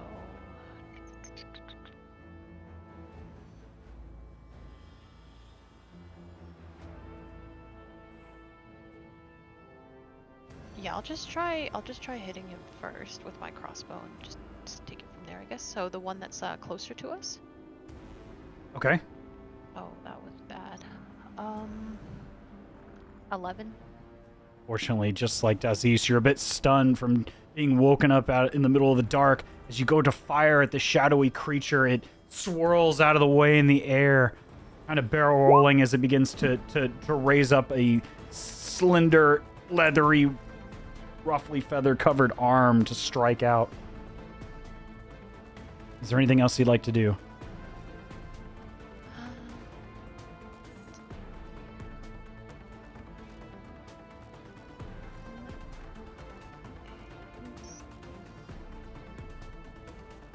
So I'm just seeing if I have any like kind of like bonus actions or something like that.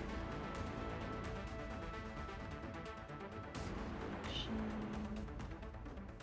Next time you hit creature.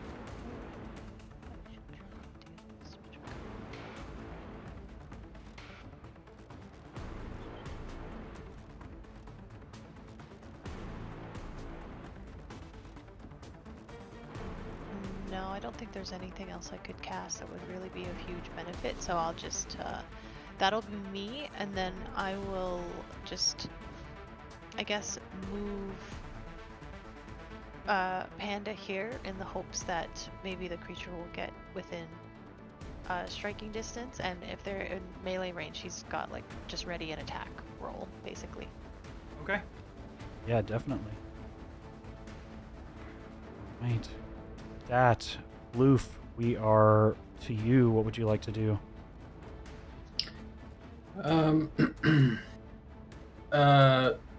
Confused about what's not really sure what's going on, and my limited vision, I hear the flapping and the commotion amongst the party.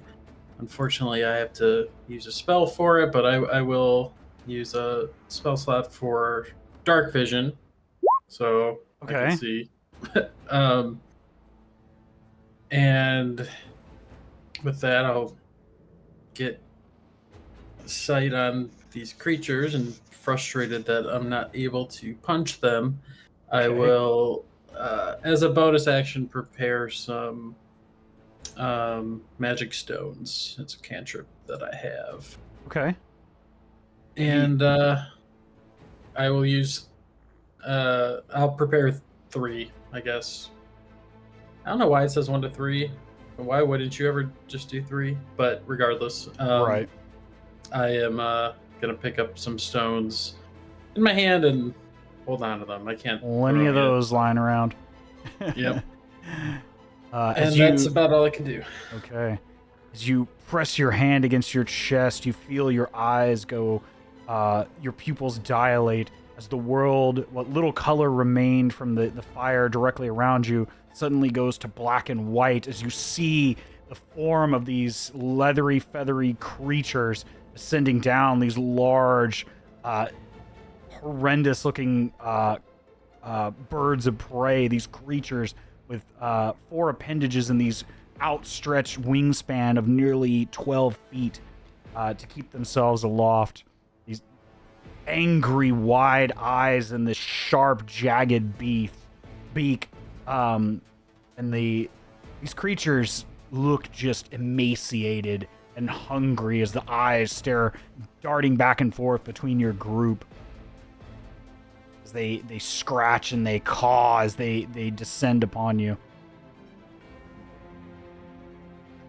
But with that, Billet's going to look at him and go, No, I'm not dealing with this right now. As he draws out his weapon and he's going to go ahead and take some hot shots at them real quick.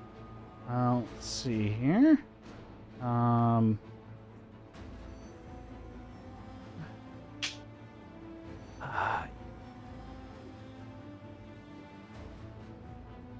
Oh yeah. That first shot immediately. Kick me in my sleep, will ya? As he fires.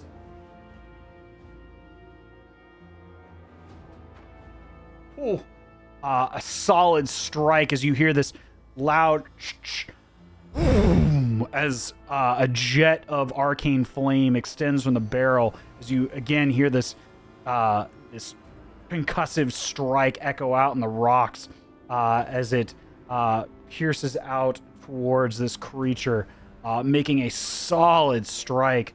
Give me just a moment here. Didn't think I was going to need the whiteboard, but I forgot I don't have a means of keeping track of their shit.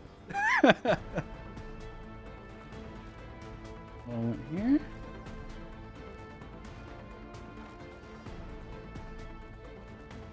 Okay. And then you hear him rotate the weapon around almost in this similar fashion as you hear another as he goes to take another strike up at this creature. Not moving, taking better aim this time to give himself a bit more precision.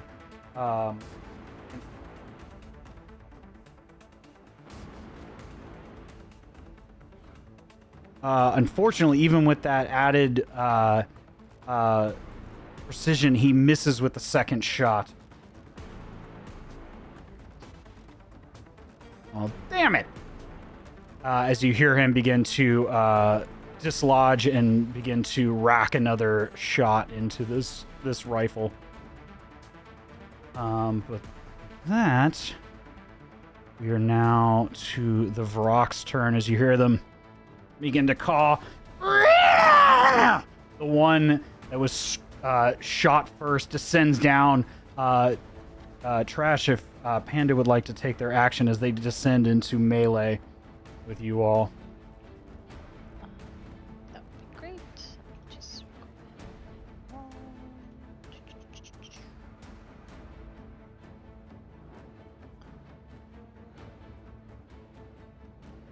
ooh, that's better.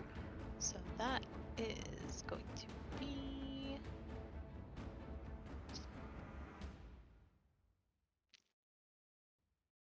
plus 420 to hit. 20 definitely hits. Go ahead and roll for damage.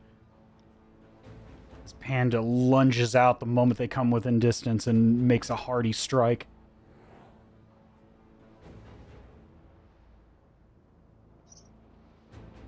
One plus 3, so 8 total damage. Total damage. It is force damage, if that matters. Okay. The strike makes deep purchase into the chest of this creature as it it is going to strike out with one of its talons towards Panda, and at the same time, it's going to simultaneously begin to bite at you, feeling your warmth, Floof. It's going to go ahead and stretch out its long neck and attempt to bite you with the end of its sharpened beak. So, Okay. I don't know if this counts because Panda's being attacked, but Panda has a reaction called Deflect Attack, and Okay. it can impose disadvantage on the attack roll of one creature it can see that's within 5 feet of it, provided the attack roll is against a creature other than the defender. is that a reaction? It is a reaction. They use their reaction to make their delayed attack. Oh, okay, right. 'cause it was Yeah. held. Gotcha. Right, yeah, because it's held action, so you burn your reaction to use it. So, good looking out, though. Yeah, that would have, 100% will work, but they already used their reaction. So. Fortunately, that does not go through, but good to know. They are going to go ahead and make a talon strike towards Panda. That'll be a 19 to hit. Yeah, that hits. Okay.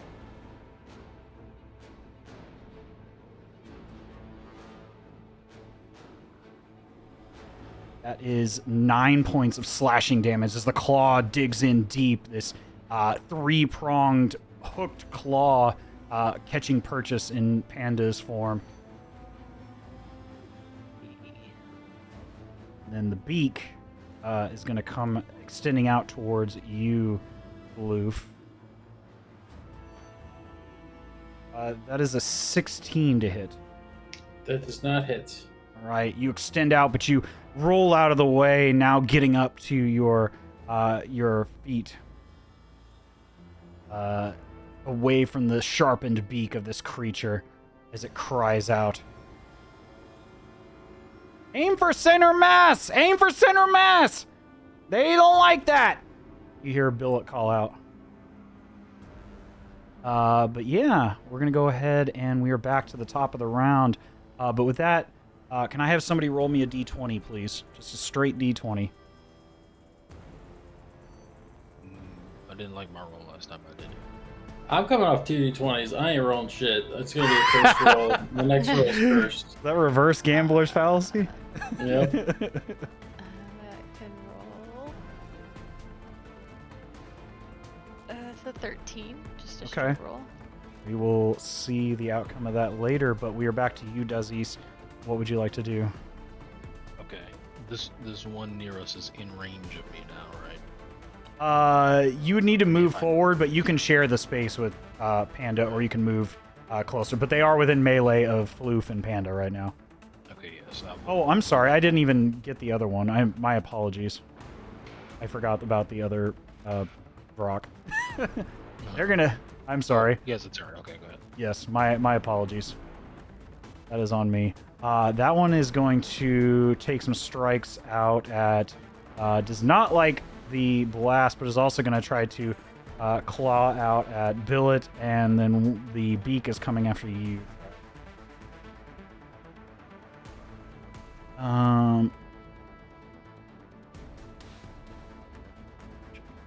Their AC. Nope, that meets it. Okay.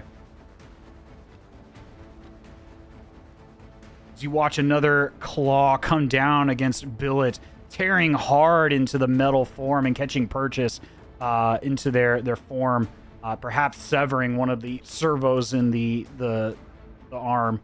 Ah! Oh! That one smarts.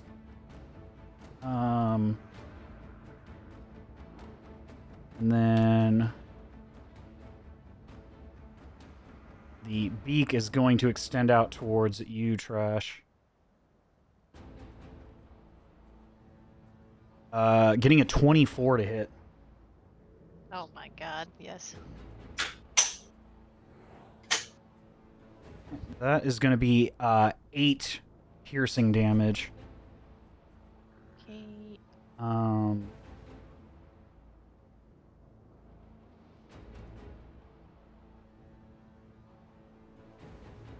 All right, and I'm sorry. Now we're back to you, Dazes. My apologies.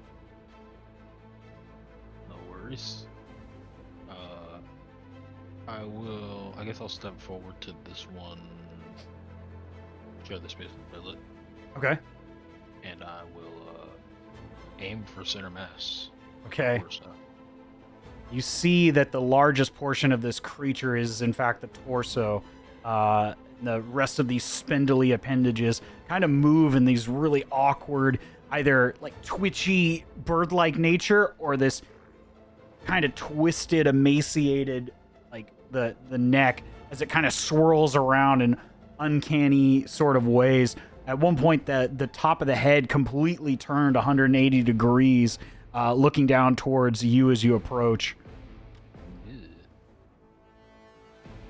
But if you would like to make attacks or anything you'd like to do, go ahead. Alright, this is my first attack. Two-handed.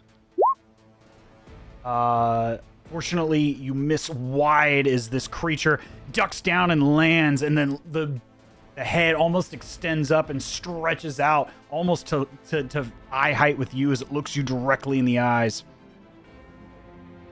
That's pretty good. Alright, I'll go ahead and make my second attack as well. Man. Fortunately, the second strike, as you try to drive the butt end of the staff into their form, they step out of the way. You hear the grinding of the claws against the hard stone. Anything else you'd like to do?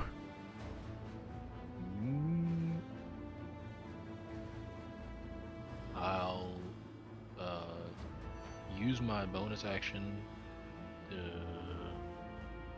make just the one unarmed strike for now. So Okay. I'll use a key point.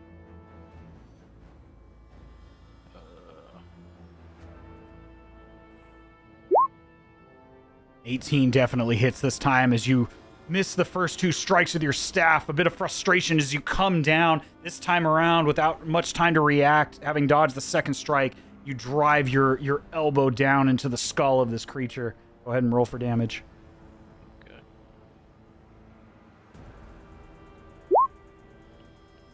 All right. As you hear it, as you daze it a bit as you strike down against the head.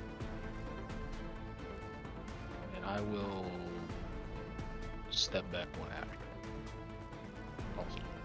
Also. Stepping out of melee.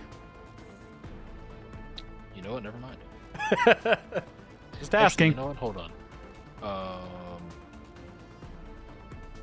No, I already used my bonus action. I can't do that. Okay, yeah, now I'll just stay here. Yeah, you would need to use your bonus action to disengage.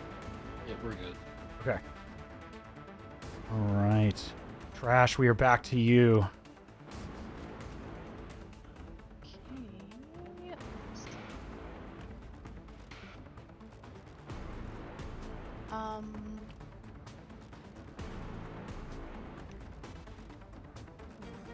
Typically don't do this, but because this creature is within like melee range of me. Yes. It's actually on the ground. It's no longer flying. Okay.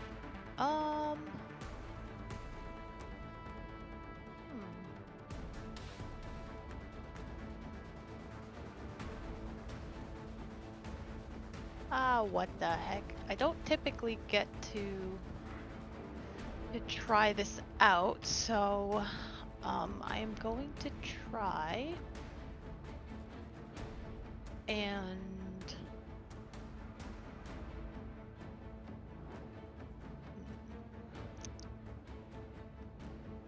yeah, I almost never get to use this. I'll try to inflict wounds. I will try to cast inflict wounds on it.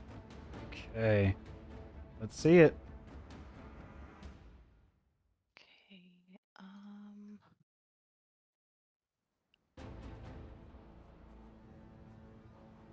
Damn it, that wasn't very high. 9 plus 7.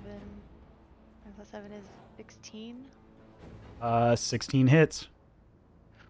As you reach out and grab center of this creature's chest, driving your pseudopod fingers as they extend out, finding purchase in the leathery flesh of this creature as the necrotic energy spills out of your body. Go ahead and roll for damage.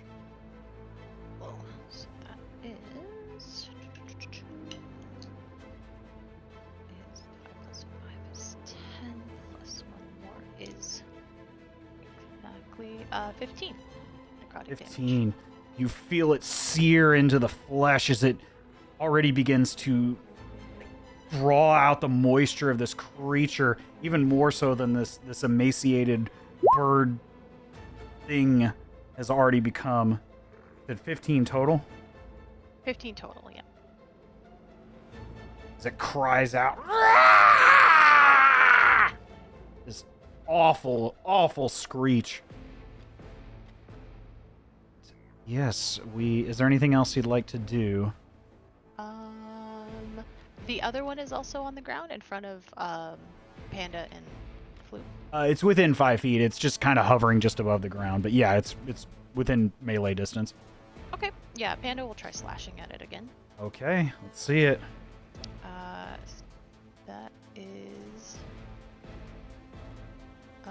That is another 20, 16 plus 4. All right, yeah, that definitely hits.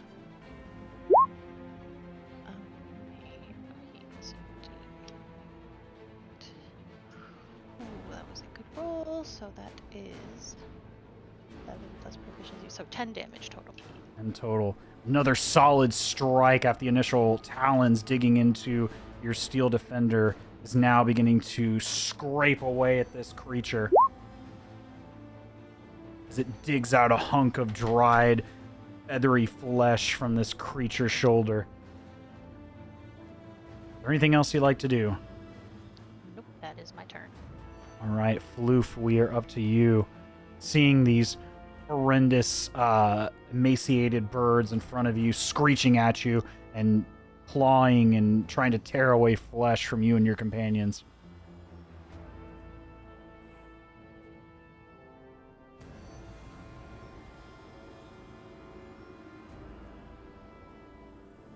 Hello? Oh, my bad. My Oh, no, you're chair's so good. squeaky, and I forget. I'll take a step to share the space with Panda to get in range of... Well, you're already within melee. Okay. You're diagonally within 5 feet. Very well, then I will not move. I will unleash Primal Savagery Okay. and attack the center mass of the Varrock. Okay. Let's go ahead and see it. Oh, it- let's go. That's 3 in a row. That is Oh 3 my in a God. row. So the dice that you roll, so when you roll crit damage, I think in the deal there's an option to roll crit damage. So basically you double the dice you roll and then add your modifiers to it. Okay, yeah, I do see crit damage.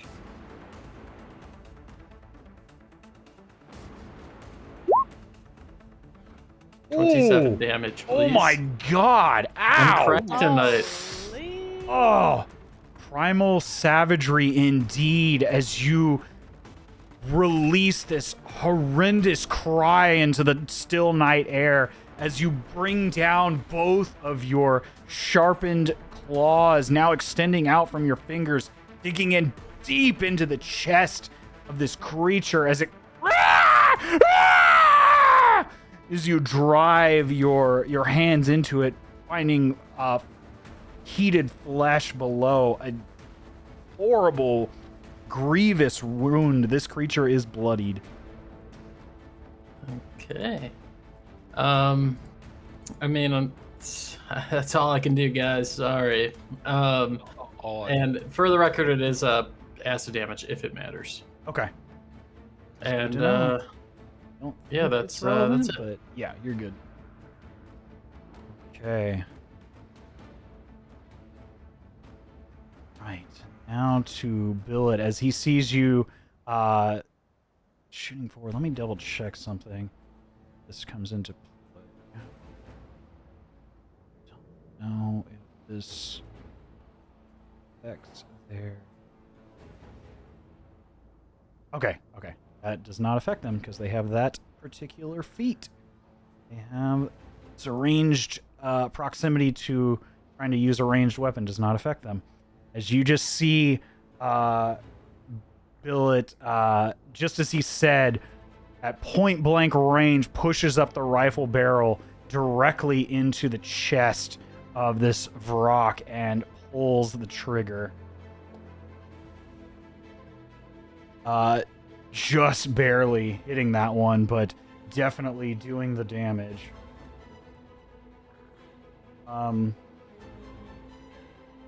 But still doing a decent amount of damage as you watch again another round racked into the chamber as you hear as it's this arcane fire and the projectile shoots directly through the upper collar of this creature. Check something real quick here. Okay.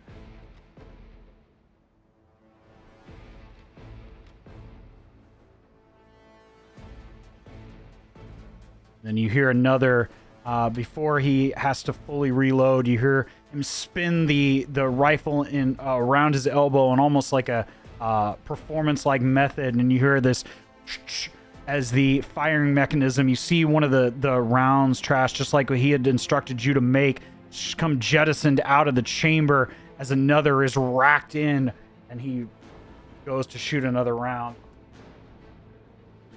Unfortunately, this time the creature turns to the side and fires, and it misses just wide.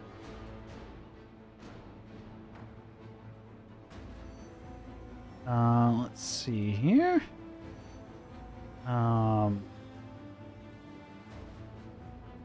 Now we are to the Vrox.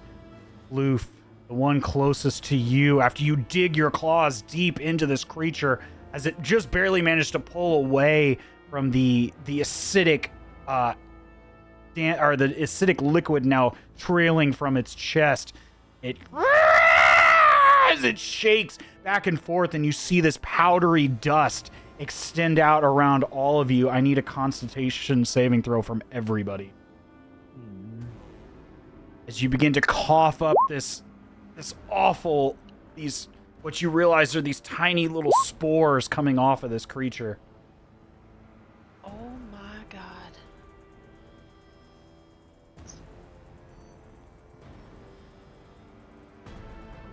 Wait, what kind of like damage is this? I know we're rolling like Constitution. Specifically mechanically, this is poison. Oh, thank yes. Oh my god.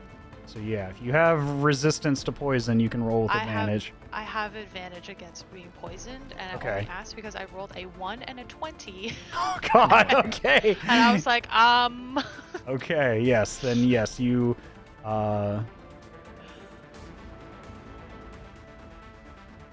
god. And then for Panda, it is, I don't think he has any pluses. it should specifically say if he has resistance to something. Dazes, do you have poison resistance? I do not believe so. If not, then you will take 7 poison damage, and you are poisoned. No, poison. As you cough up spores. Panda does succeed, so no damage there. Floof, you also take 7 damage, and you are poisoned. Okay. It means all of your attack rolls and ability checks until you succeed are at disadvantage. Oh.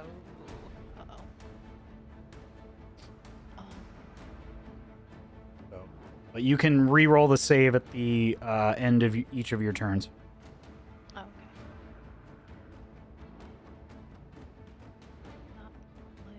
Cure wounds wouldn't do anything because it's not like a wound, it's more like a status effect. kind of thing. Right. Cure Wounds just heals hit points. It doesn't heal status effects. Gotcha. You would need some other thing that specifically targets status effects, like lesser restoration. Or if you had some sort of antidote or something like that, that would mitigate it. But the other Vrock cries out and lets out this bone-curdling screech as its maw spreads wide. I need... I need one more Constitution throw or save from everyone. Oh my god. Oh no. as the screeching wails into your ears and echoes out. Oh, I love rolling sixes right now. 6 plus 3. Floof and Dazes, you're also stunned. Fantastic. Nice. Oh no! Poison and stun. So yeah, you are stunned until the end of the Vrock's next turn. Trash, you are good. And I'm gonna roll for Panda right now. You are not stunned. 15 plus 2 plus 3, so it's 5. So 21 for Panda. Okay. They are not stunned. Okay. I mean, we've been eating poison in the street since we were born, so it hits us different. Billet is not poisoned.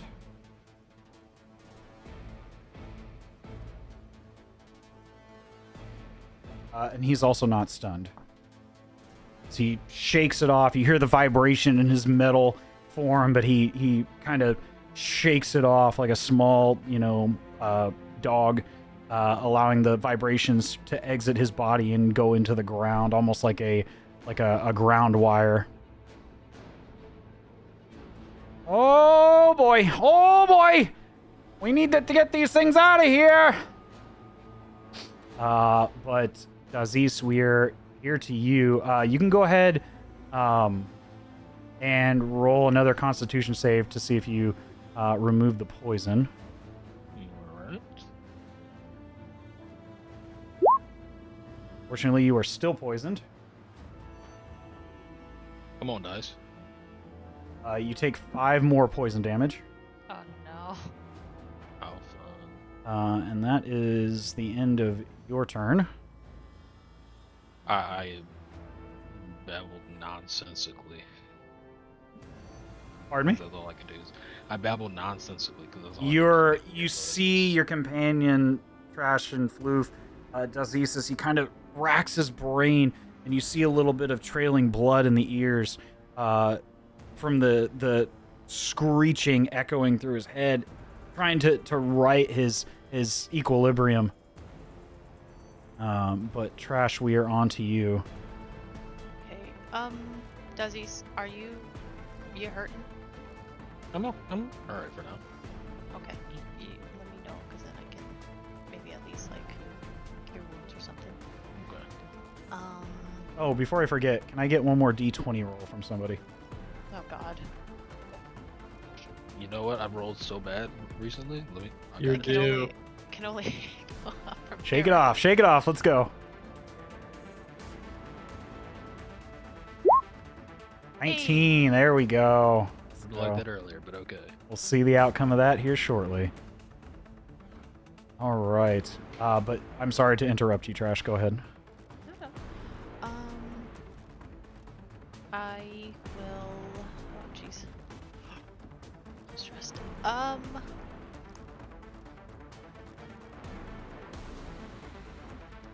guess I'll do.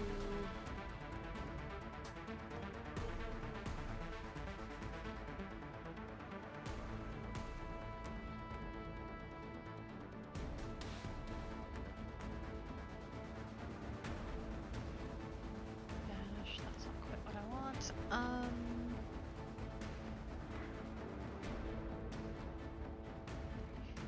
Each creature. It's better than nothing. I'm just thinking because I'm actually at a disadvantage being in melee range, so just thinking what I could do that doesn't involve rolling at a disadvantage for my crossbow. Do I have anything better?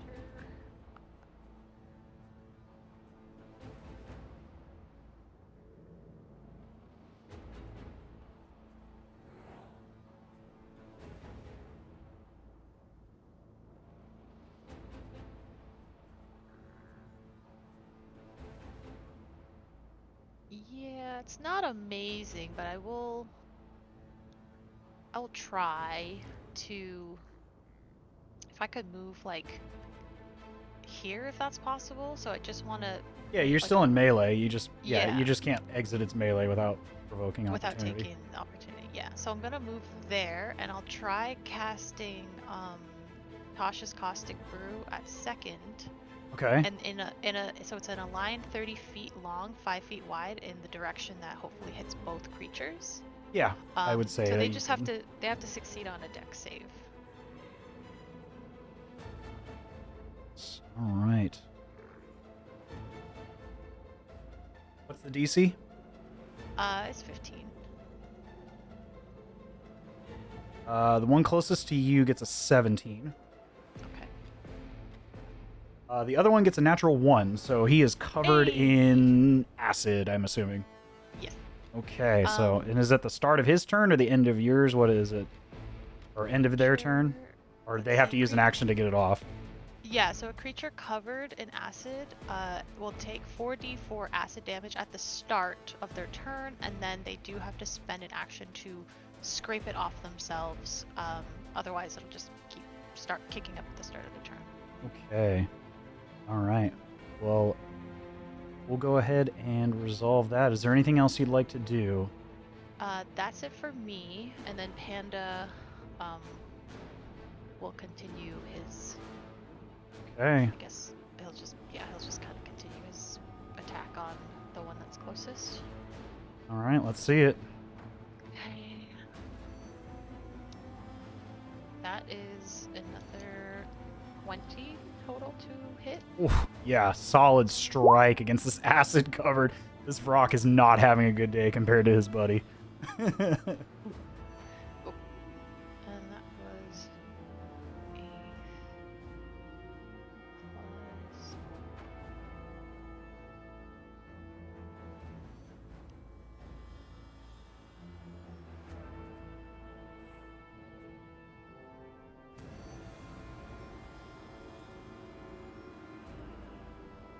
So 6 total damage.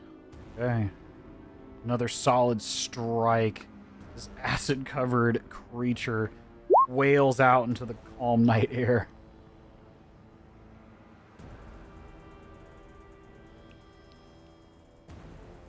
Is there anything else you'd like to do? That's my turn. Floof, go ahead and give me another con save. Okay. See if you can shake off the poison, but that will be the end of your turn. You are still poisoned. You take Cool. 5 points of poison damage. Cool. Billet is going to go ahead, seeing this. I need to check.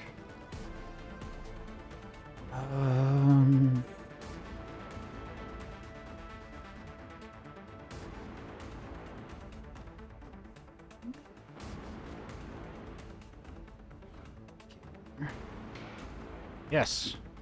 They are going to pull out of their pouch, swing over towards the two of you, this vial of clear, crystal clear liquid in this little decanter vial, and swing it out. It doesn't have any scent or smell, but you feel the spores that had covered you from this rock begin to melt away as this liquid sizzles over the top of them. And although it touches your flesh, it doesn't burn or anything, but it does melt away and sizzle at these spores as he swings out. And you just begin to see on the edge of the bottle, Dazes, from your distance or proximity to him, as he swings this liquid out against you all, kind of showering you in this wide arcing spray, a symbol of one of the Divine 12. This is a bottle of holy water. You are So both we're covered in white arcing spray. Got it. Oh boy. clear, Only write clear water. We are not going there tonight, unless you would like to stay poisoned. But if not, you are no longer poisoned. God damn it! Don't worry, I'll get you the link so you could edit. Oh. Oh. Note to self: add temp hit points to next encounter. But anyway, you both are no longer poisoned. I forgot that they had a They had a bottle of holy water in their pack. Which I barely remember having looked through some of their inventory I gave them. God. Oh, that emote is so wrong. Anyway, moving on. Now, hold on. You forgot to add it, I think. I haven't added it yet. Yeah, I will in here in a minute. Take your definitely time. make, Take make your sure you time. add that. No. I it's- will get it's to not it priority. eventually. No, Yeah. you take your time with that one. It's no rush. I can send you some more too. I will definitely consider it.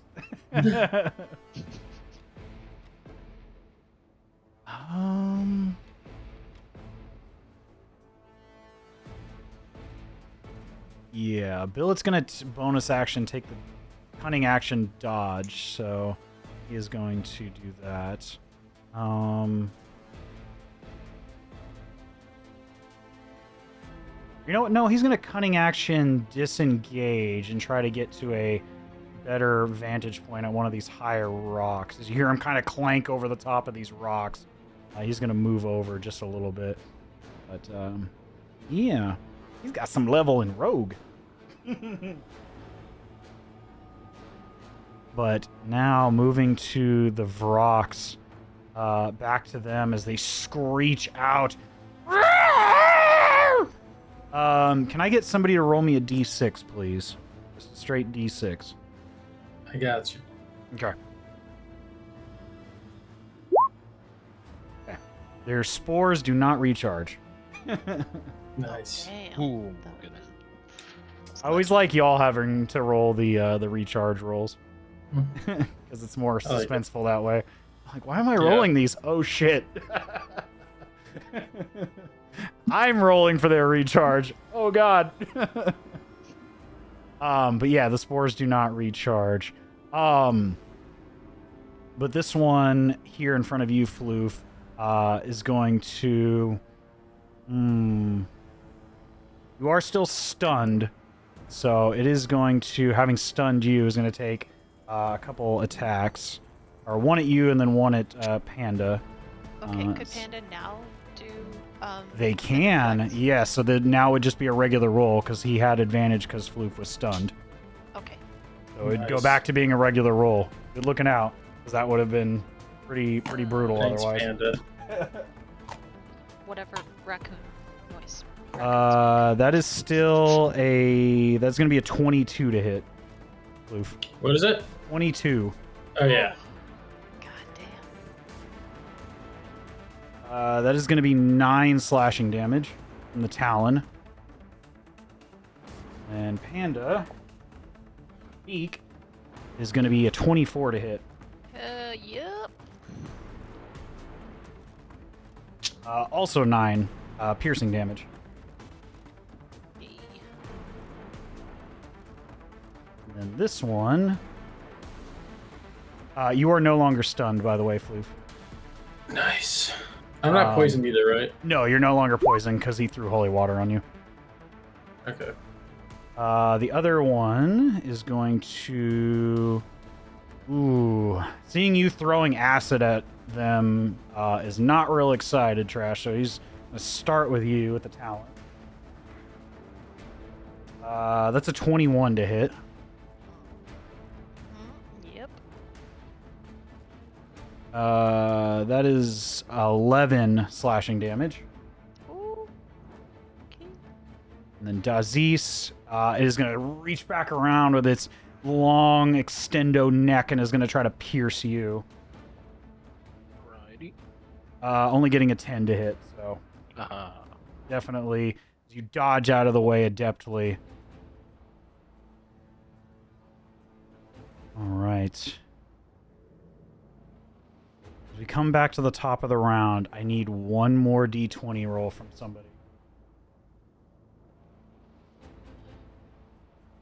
Who wants to do it? Yeah, I can do this one. I'm due for a good one now. I can do it. Hey, go for it. I did not want to do it. Hey. There it is. Right. as that last screech out and the clanking of your companion as he runs up the rocks, you all begin to feel this slow thrumming of the ground. You see just over a ways here, maybe about 40 or 50 feet away, you begin to see the slow vibration of the loose sand.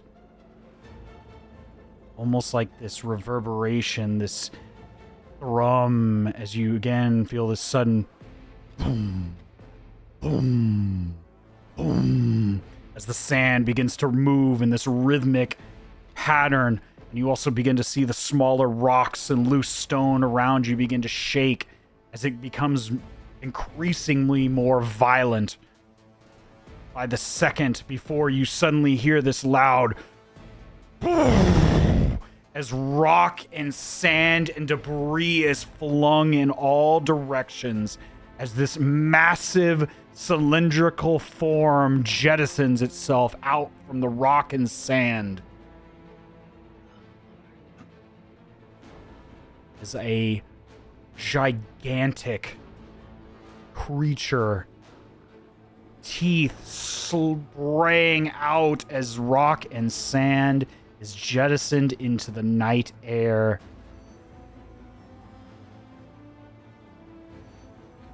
As a gargantuan purple worm extends its form out above the ground, Oh my attracted by the vibration and the movement of your party in this conflict. Here we goes having a party. So we're going to go ahead and add them to this whole ordeal. They did not roll well, so you are lucky there.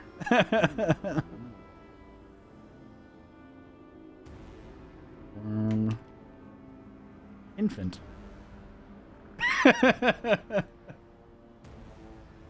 As you look and you hear the voice of Billet call out, "Oh, Lordy! We need to run, folks! We need to run! There's no way!" That will be the end of the round here. We will come to that, as the purple worm is now among this encounter. Back to you, Dazes. What would you like to do? Run, probably. Run for the hills. Run for the hills. Run for the hills. Which way are we running? I mean, away, I guess. But I'm like, Go ahead and give me a perception check, if you don't mind. yeah. See if you can see. Direction that we were attempting to. Was light. The 15 in your dark vision, you're able to see about 200 yards away. There is a rocky outcropping, much larger than the one you now rest upon, perhaps enough to deter this creature. As Billet cries out, "Yeah, as you point to this rocky out, that might work. They don't like the big rocks and the mesas. They don't generally burrow their way through that. They like the loose sand and material. If we can get there, we might have a chance." You still have your action. What would you like to do, sir? Well, first I'm gonna use my bonus action to disengage. Okay. The rocks that I'm referring to are off map to the right-hand side of the map of where you guys are at now, but it is a 200-yard sprint to escape this creature. So do with that what you will. Or I should say 200, approximately 200 feet. I'm sorry. I kept saying yards. It's not yards. It's feet. Can I renege my disengage Sure.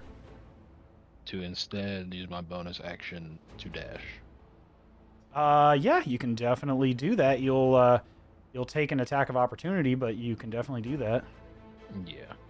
Okay. So, yeah, that's what I'll do. That is a 25 to hit from the adjacent Varrock. That does hit.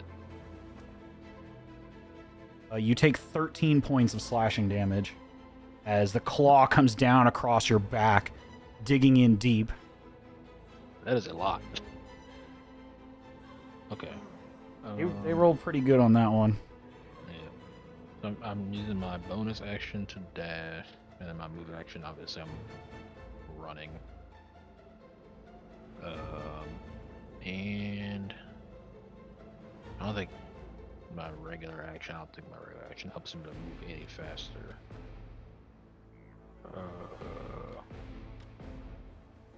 My movement speed is 40, so with the dash, I guess that's 80. Yes, that would be 80 total.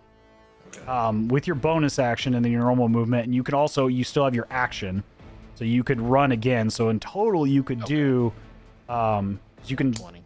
yeah, another 40. So you could move 120. Okay, yeah, I'm sorry, yeah, you have your movement, bonus action dash, and then your normal action if you want to dash again, or to dash with your action. so I'll do that. Okay, so you would move 120 feet through the loose sand towards the rocks. Yep. Okay, so I will go ahead and pull you just off camera here. Whoops. I'm on the wrong layer again. I'm going to go ahead and pull you just over here. But we'll just keep in mind that you are quite a ways off. Is there anything else you'd like to do or can do? Yell run. Yeah, okay. You all hear as Dazes turns, looks at you all, and just run. Music plays. Dun, dun, dun, dun, dun, dun, dun. With that, we are on to you, Trash. What would you like to do? Yeah, I'm gonna try to run. Okay. Let me count. So for bonus action, I would like to cast Expeditious Retreat. Okay. And then What does that do exactly? Or for those viewers, watching and lurking. Yeah, so basically, so it's when I cast it as a bonus action on each of my turns until the spell ends, and it's a concentration spell up to 10 minutes. Okay. I can take the dash action. As a bonus action. So, as a bonus action. Gotcha. So, I guess it won't really pay off this round because I had to use the bonus action to cast it, but I'll have it for the next kind of several turn orders. Hopefully. Got it. So bonus action, I'm going to cast that, and then for my main action, I am just going to try to. I guess it's more worth it to disengage, so I don't take an attack of opportunity versus. You wouldn't be able to attack you anyway because he already reacted to Dazes. Oh, okay. So instead, I can take the dash action. Yep. As my action. Yep. Okay, perfect. So I'm going to do that. But yeah, you can move in total 60 feet, I believe. Okay, so that's Yeah. like what? 10, 15, 20, 25, 30, 35, Yeah, 40, you'd be 70. off. Or no, 30. That'd be Yeah, 30. you'd be off the map, essentially, following Dazes. You're about half the distance that Dazes just bolted. Yeah. I got my He little just legs. noped the fuck out of there. Got my little legs. They only go so far. Right. Yeah, for in the Panda- soft sand, you don't move quite as fast as your Yeah, companion. I'm picking up all the sand. My slime just- feet are just hanging on to sand. And just Right. you- it's everywhere. It's rough. I hate it. Yeah, you know those keyboard cleaner slimes? That's kind of what you're turning That's into. what's happening. For Panda, the second creature has not had an attack of opportunity, right? So you would have to kind of disengage in order to run? Right, you would need to disengage. Okay.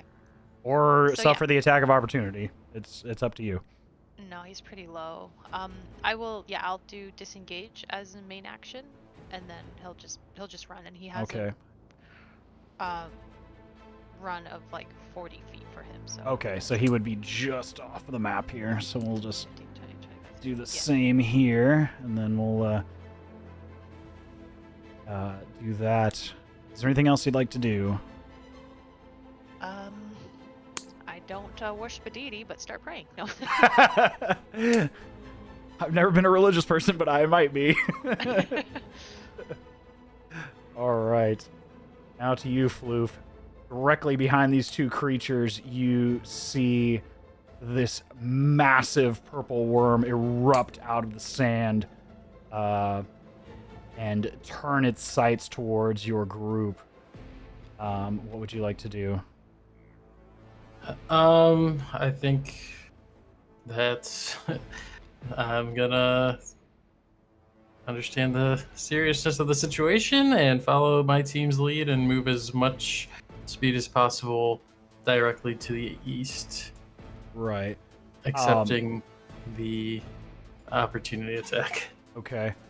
We'll resolve that first, and then because you're relatively new to D&D and playing a druid, I will make a suggestion here.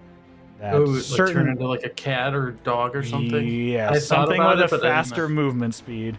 There, I believe So it's there's. funny that you say that because I was Googling and all the stuff I saw with like crazy speed or like fucking dinosaurs and shit. So I have no idea what I'm looking at. But yeah, that'd be great. Was the Panther? I think the Panther has a faster movement speed. Double check that one. Let's see if that's on here. It's usually the go-to for most druids needing to get the fuck out and dodge. I don't know what the fuck website I'm on right now. Hold on. I can look at it for you. All right. I mean, my shit's got fucking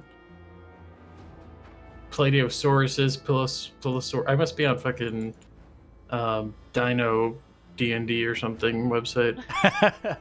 Yeah, the Panther has a 50-foot movement speed. Yeah, I'll definitely take a wild shape. And it's a of, CR 1/4, so you're good. Yeah, absolutely. I'll definitely do that. And I have no doubt that you've seen panthers in the woods, so. Yeah. But they spin right past me. So yeah, you would have, if you wild shaped. Yep. Yeah, Into you a plus. panther. Yeah, hold on one sec. Let me double check something real quick. Just so you know, the panther has 13 hit points.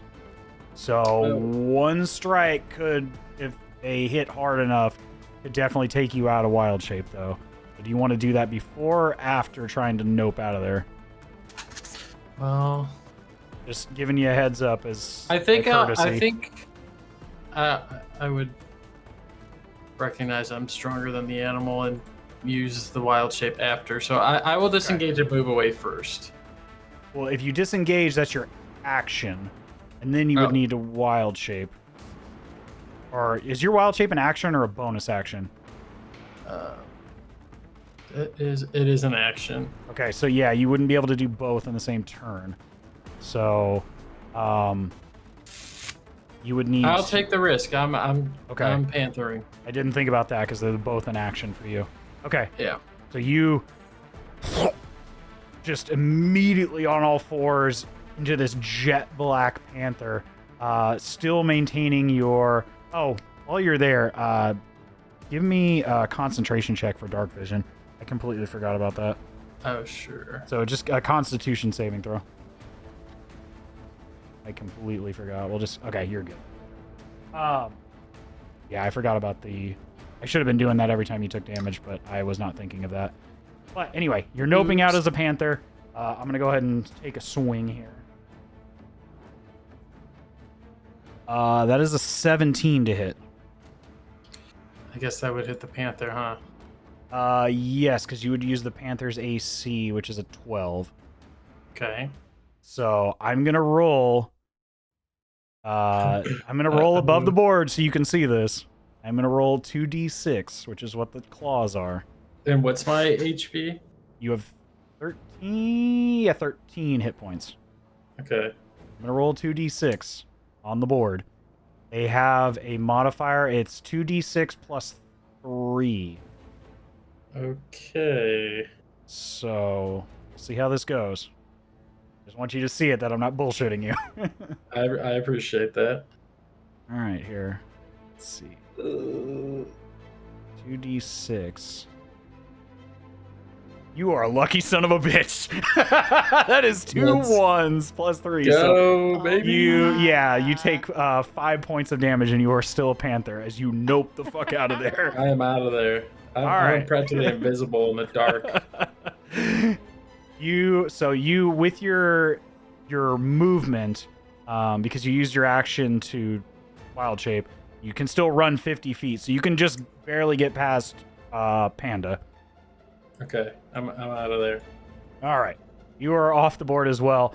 Billet sees this and goes, "Yeah, fuck this noise," and he is gone. And he is going to cunning action dash. He is dashing, and he is movement. He is 90 feet, so he gets, I think, just a little ways past you, Trash. And you watch as they they're just like, it is like watching a cartoon, how comical, but how quick and comical this is. He is relatively quick considering, you know what? Hold on one sec.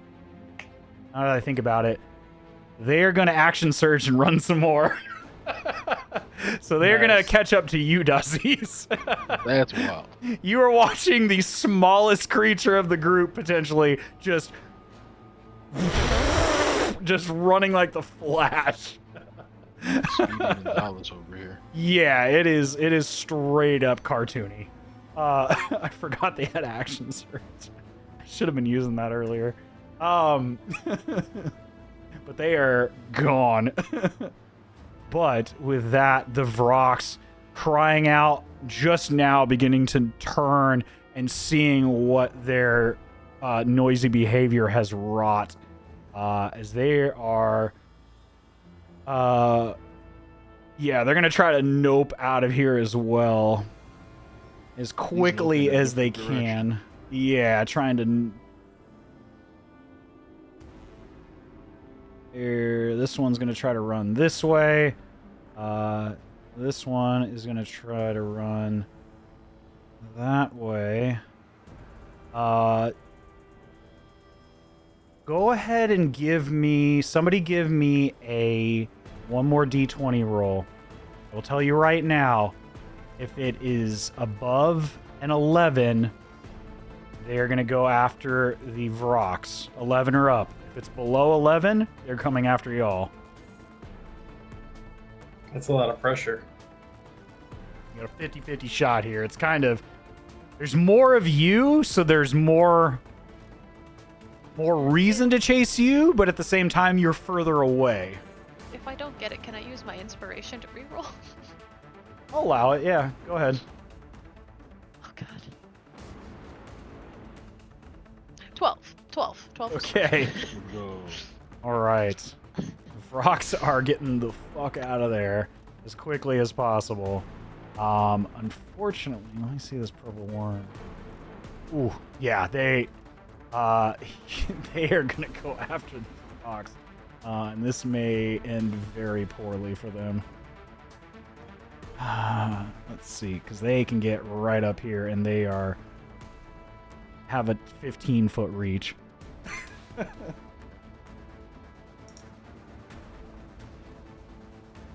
Oh. That is a 33 to hit on this first one with the bite attack. I don't even know if they're going to be able to survive the remainder of this. Let's see. Good.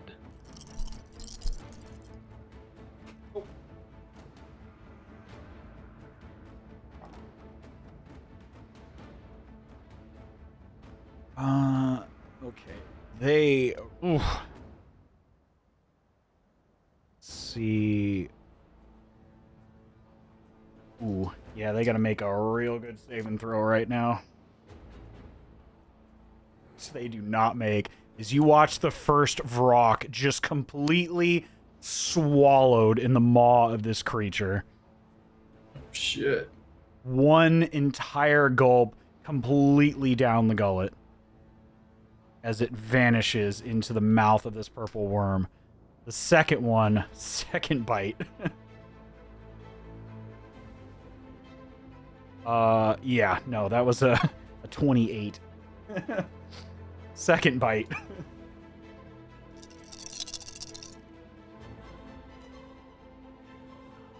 Not as good a damage, but still a decent amount. They gotta make the save too. They do not. As you watch both Vroks almost in this like swirling pattern as one creature is swallowed whole while it comes down upon the other one, swallowed whole, as they disappear into the gullet of this purple worm.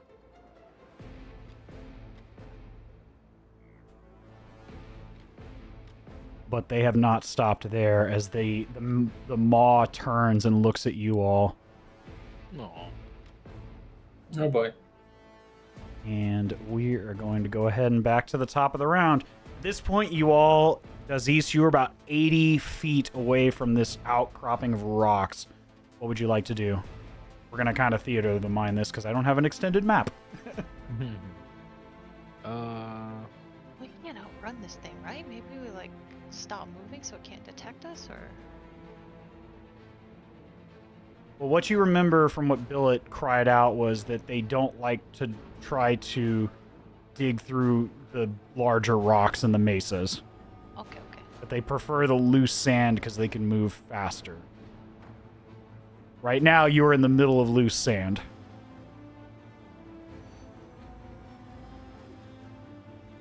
You were about, I think the closest one of you was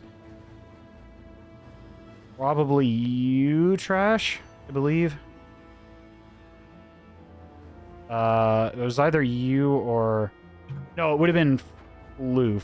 I'm sorry, yeah, it would have been Floof because you moved 50 feet. You're the furthest behind. Okay.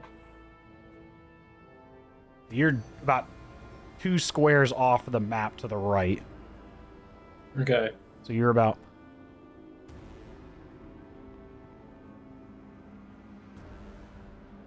You're about 75, 80 feet from this creature. Okay. I was trying to see if there was something else I could do, but I don't know. I don't think there is. I think I just gotta keep running. Easy enough. With your speed, you would pretty much be able to reach the rocky mesas in one go here. Your companions? Maybe not before. We don't know yet. Can I, let me see, okay.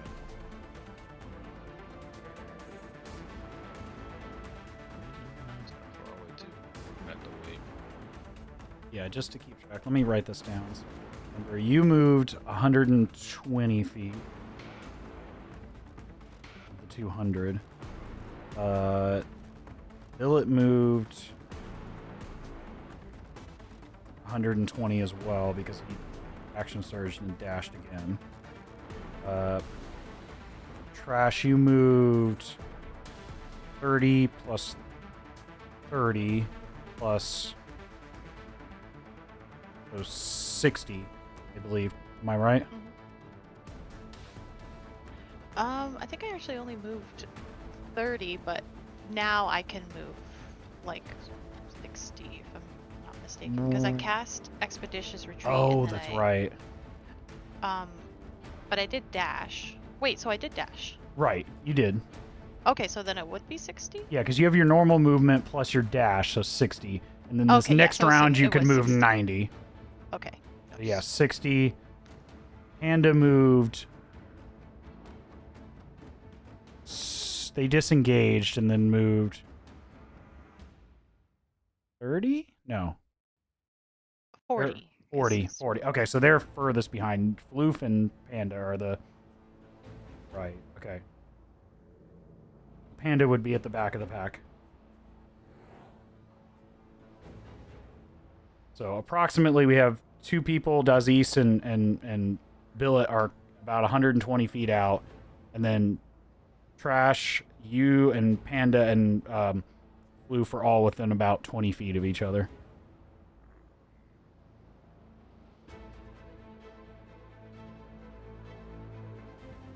I'm gonna use I'm basically do what I did last time. Use my bonus action to use a key point to dash, Okay. and then I use my movement to also move, and so that should cover the remaining 80 feet.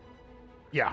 You dive onto the rocks, the rocky outcropping, and you can see as you look up into this sheer wall of one of the larger mesas that's over millennia been carved out by the wind into this almost cylindrical shape in this sheer rocky face of the wall. And you see there's this crevasse that separates between the two into this narrow passage that's only about 5 or 6 feet wide on either side, but begins to slope upwards in both directions as you go about 80 or 90 feet into the air to the first major flat portion of the mesa. Okay. And yeah, I mean, outside my regular action, I'm just gonna drink a potion of healing real quick, I guess. Okay.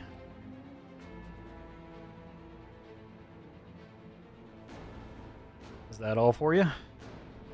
Yeah. I mean, on my next turn, I'm thinking of some stuff I might do, but that's all I can do.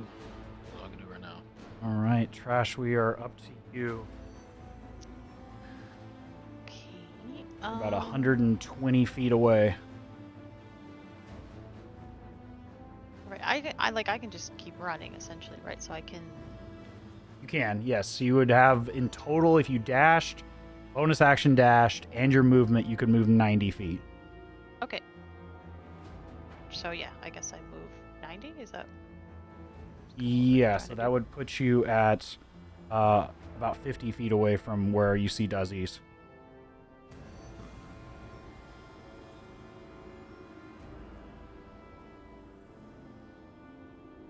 And I just keep talking about how much I hate sand. Of course, it's irritating and it gets everywhere. Damn it. I as soon as you said it, I was like, I know this is coming. I know where this is going. All right. You still have Panda as well.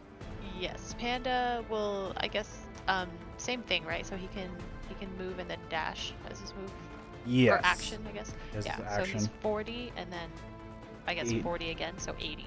Yeah, so he's 100. So he's about 80 feet away from where you are. So you're about basically like a bus length behind you. Is there anything else you'd like to do?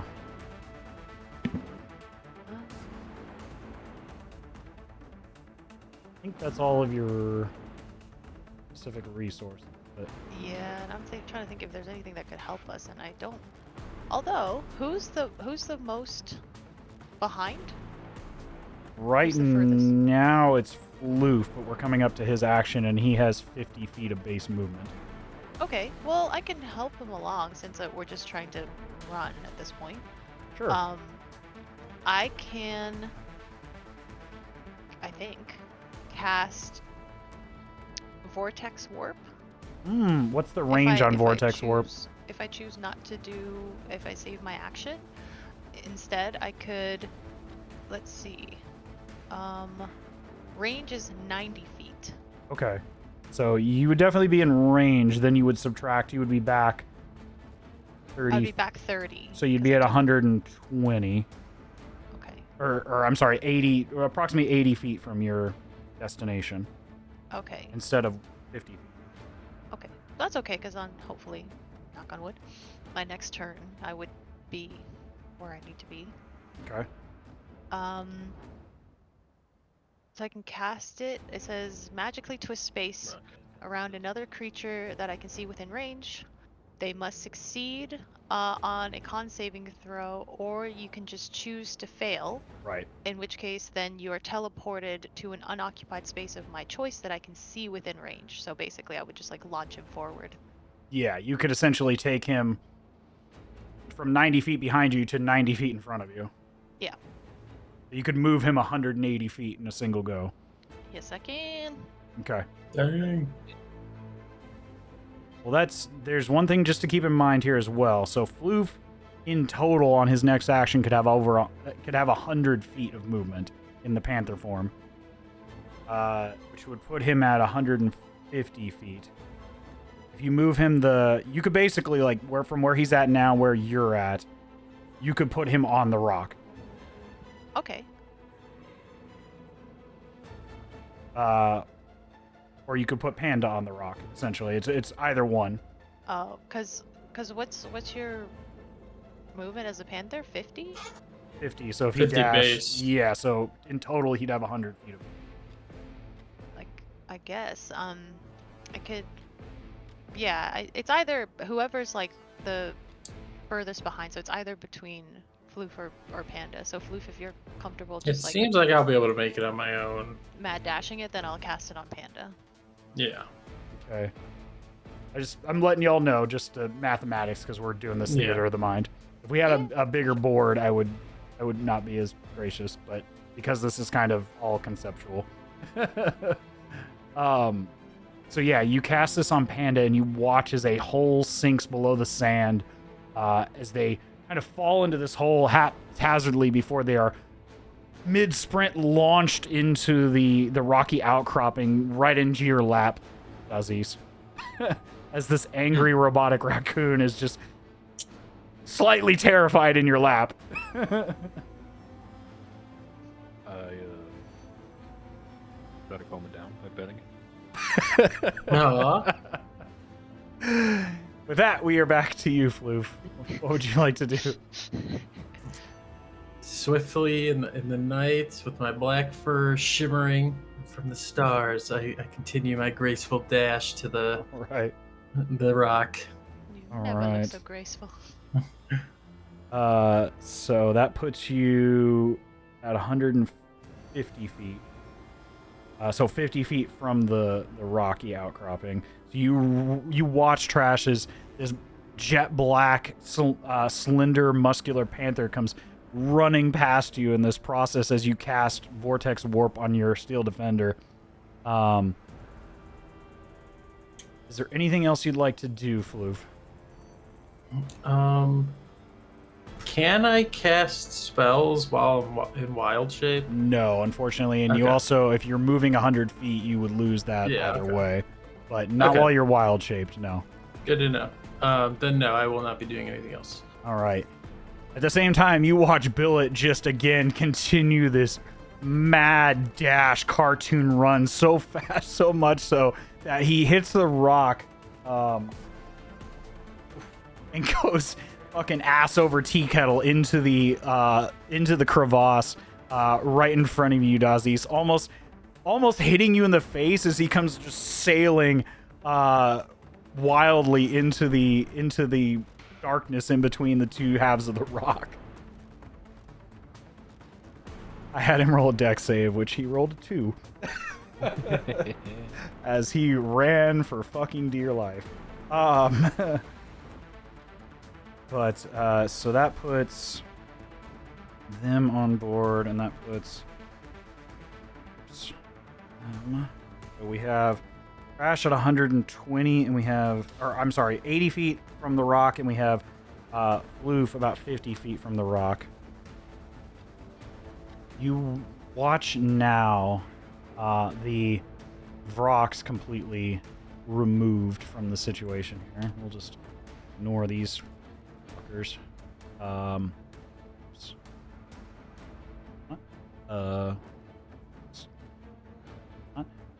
But yeah, we move to the purple worm. This massive gargantuan monstrosity comes careening through the sand, still turning and seeing some of you from the distance, feeling the vibrations of your haphazard footsteps, now completely at a loss for any sort of stealth in any way, as it feels the vibrations in the soft sands. It is going to not do both, but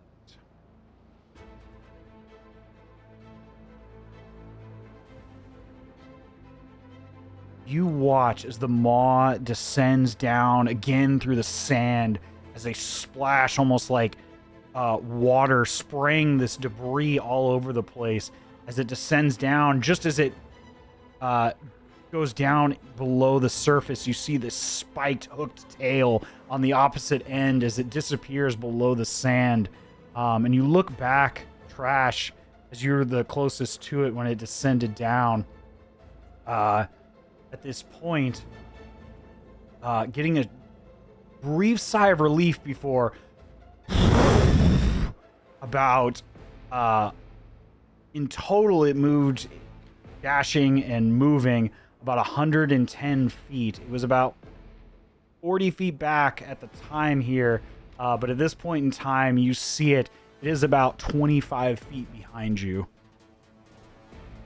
at its closest point as it erupts out of the sand once more, still continuing its pursuit of you all. We'll just put that here, and I'm going to move the tokens over just to get a perspective here, leaving those who are on the rock. So you're about up that far from where it erupts. Floof, you are about that far. The rest of you already on the rocky outcropping, but that kind of gives you a distance perspective of where you all are now. As you hear this horrendous cry from the gullet and the shrieking of something deep within its maw as it extends these piercing jaws in your direction, Trash. Easily able to swallow you 30 to 40 times over without missing a beat. Just the sheer size of this creature. With that, Dazes, we are back to you. You are safely on the hard stone surface. What would you like to do?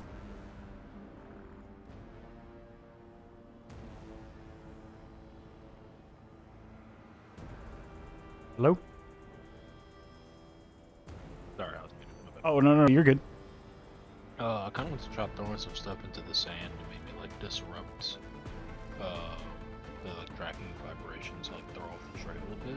Okay. Okay, I'll allow it. Go ahead and give me an attack roll. We'll say if it hits within... you're throwing a ranged weapon? Yeah. Okay, so like a dart, or what are you specifically using? I mean, something heavier would be better. Okay. Hey, there's plenty of stones around if you want to use like an improvised weapon. Yeah. Maybe Okay. like a somewhat heavy stone of some sort. I obviously I want to throw it like a distance. Okay. But The heavier the object will determine how far you can throw it. right. So Can I keep that try in- throwing a bunch of small objects, like a handful of smaller Okay, rocks? yeah, that makes more sense for your what's your strength score? 10? 10? Yeah, so you wouldn't have like a severe amount of strength, but you're fairly dexterous, and dexterity in this instance for range would require more athletics, but in this case for small objects I'll allow it. So go ahead and give me an attack roll. So roll a d20 and add your and you're trying to pinpoint this to a more precise location. So I would say yes, dex would apply here. So go ahead and roll a d20 and add your dex modifier. But given the circumstances, you aren't proficient in this, so it'd just be your dex modifier. Okay. I'll do...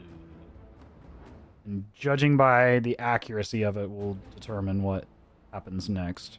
I think this roll will be +4. Yeah.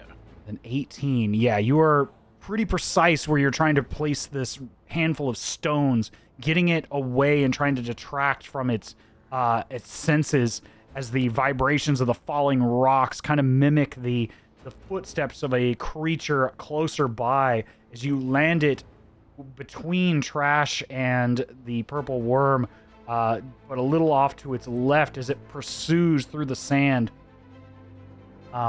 We will take that into account moving forward. Is there anything else you'd like to do?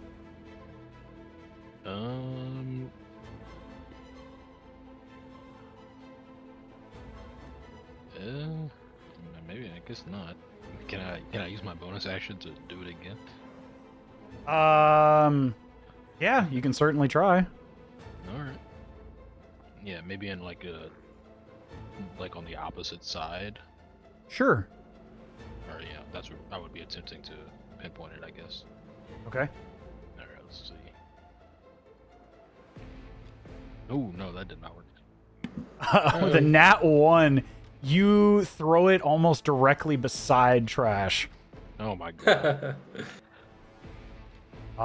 Yeah, making quite possibly the situation worse with that second throw. Oh, maybe they evened out. So we'll we'll take that into account moving forward. Alright, I'm gonna stop trying. I'm done. Trash, you have a massive purple worm nearly within striking distance of you. What would you like to do? Yeah. You are about 80 feet away from your destination.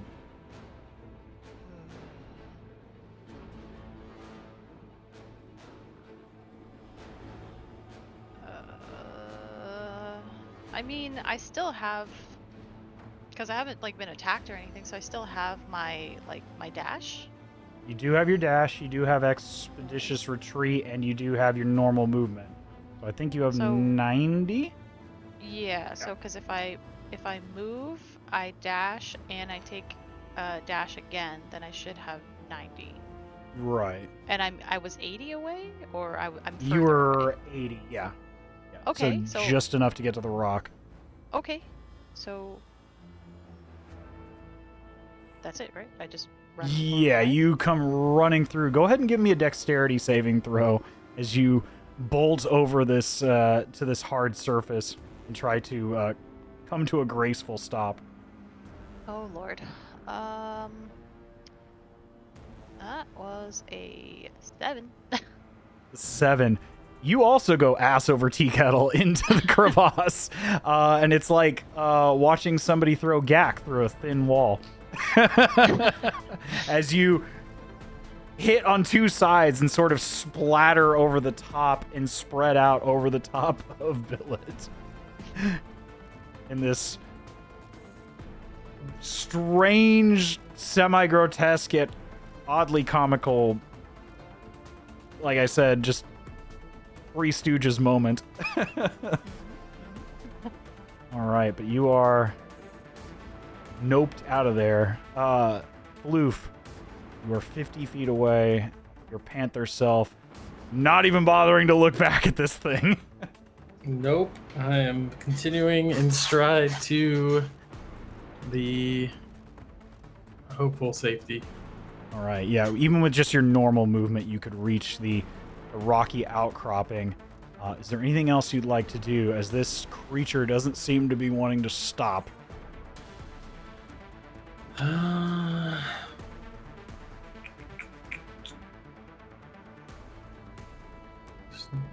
This isn't gonna work.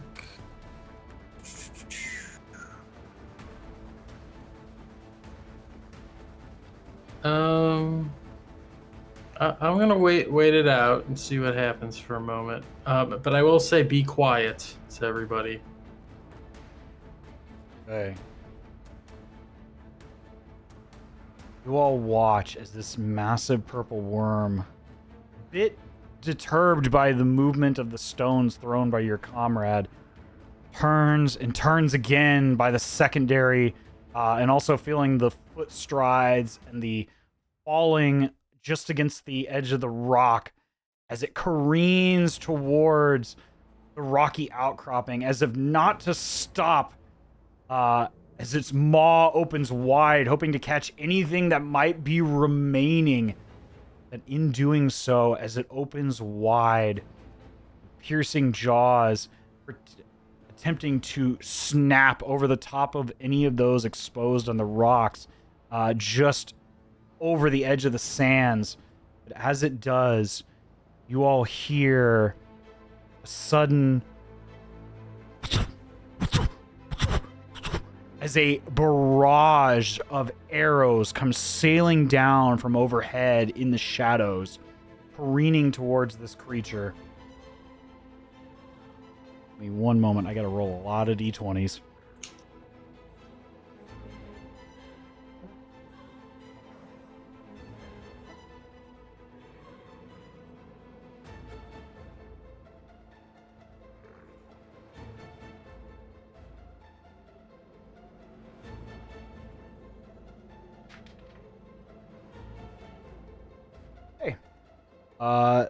Out of the 10 arrows that you roughly see come sailing down from overhead in the pitch black night sky, about 7 of them hit, one of them being a crit.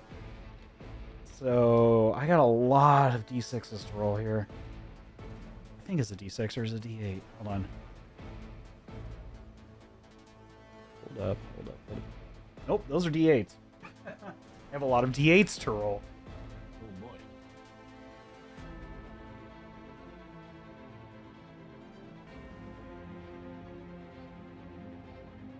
Roll the remainder, but yeah, that that's 79 damage Oh my to god. this creature as you see this barrage of pitch black arrows come sailing through the night sky, piercing its carcass. As it wails out, you hear this bellowing screech, sort of akin to the loud moan of a whale. Just this as it turns and slams against the sand, turning away from the pain as it burrows down. You see the spiky, hooked, piercing tail descend down like before, Trash, just as it dives deep below the sands. You feel the thrumming around slowly descend further and further below the surface before stillness takes over. We are out of initiative, Yay! but Yay. only just.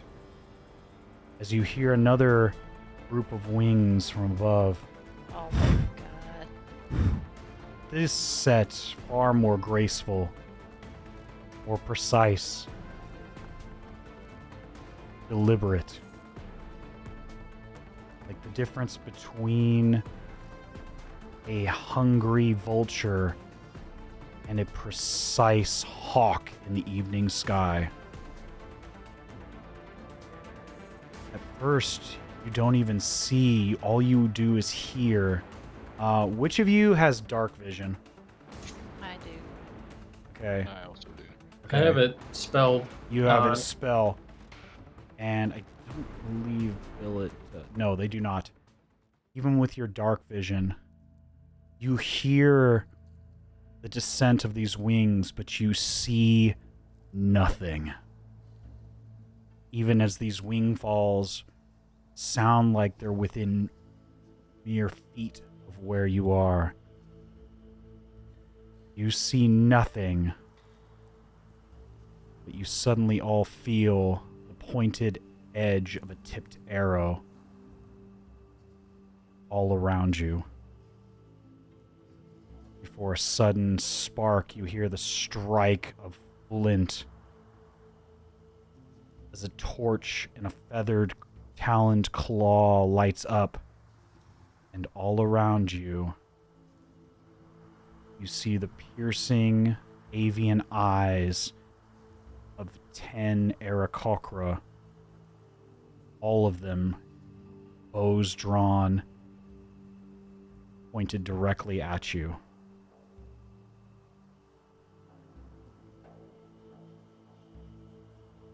One of the Aarakocra, a brown-feathered, slender build with a beautiful longbow, recurved back at the ends, drawn directly at the group of you, turn so you can see their eyes. They have beautiful calligraphy etched into their beak and along around the eye portions where the feathers become thinner. A beautiful blue, like soft blue painted swirl below one of the eyes as they turn and look at you all. Why do you trespass in our lands? Explain yourself. Why do you draw the eye of the worm?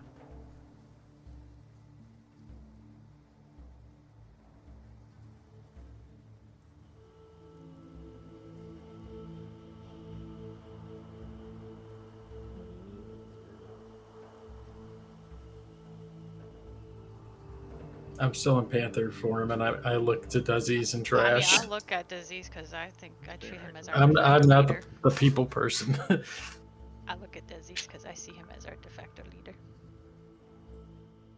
I would say Yeah, you're right. We're looking for someone. Trying to be vague for. Who would you be looking for out in the deserts? What fool would trespass in the open sands?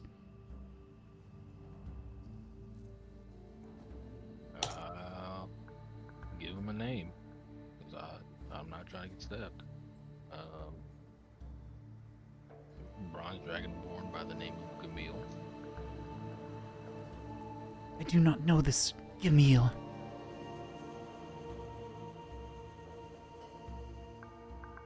Do they seem like they're lying? You can give me an insight check.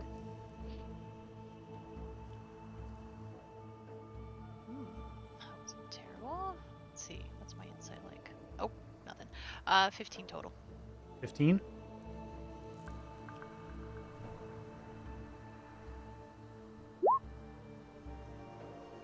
There's definitely a sudden hesitation when they hear the name that you clock.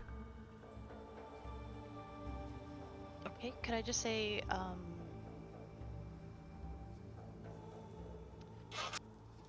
I know trust has to be earned, but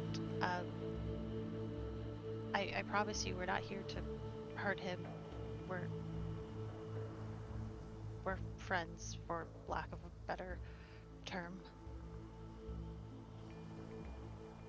Do not care of this him you search of. You trespass in our lands. Why?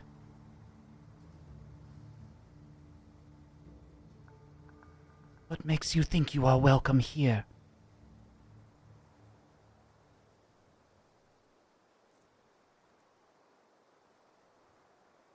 Why should I not take flesh from your bones?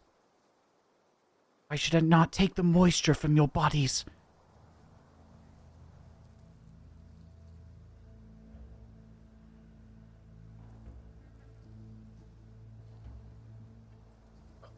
Was there?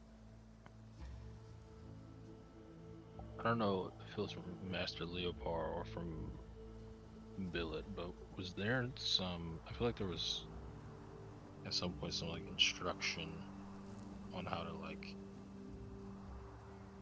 show respect or something like that. But I might be misremembering.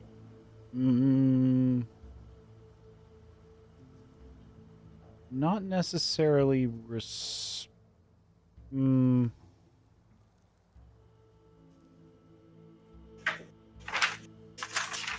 ahead and give me an insight check, Aziz. Okay.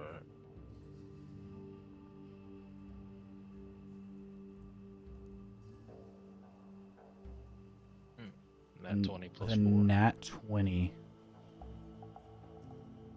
You see the piercing eyes of this young female Aarakocra. You see the piercing eyes of the others, all wearing hoods, so all you see is just the gentle curve of the beak of most of these avian humanoids.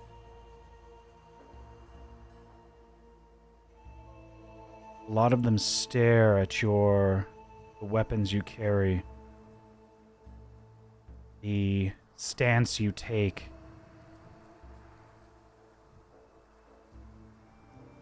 they recognize, you see the recognition of potential combat prowess. You see a respect to some degree mixed with concern.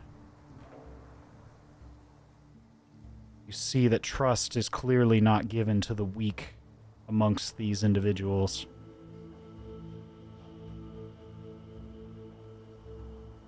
They would need to be convinced of your worth beyond your simple nutrients. Why you read into their gazes and their words. They must be told why you should stay alive. They must be shown.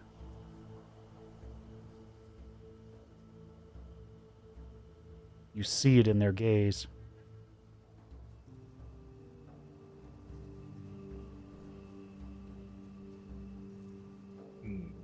Okay.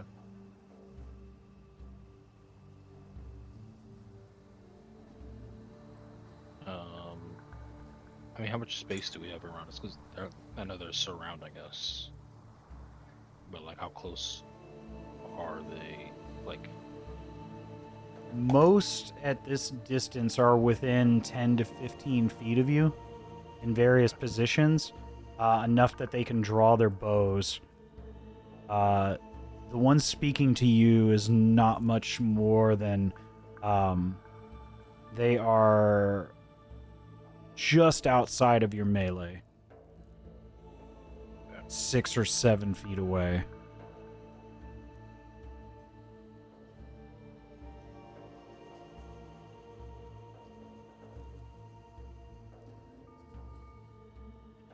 what's Billet doing right now?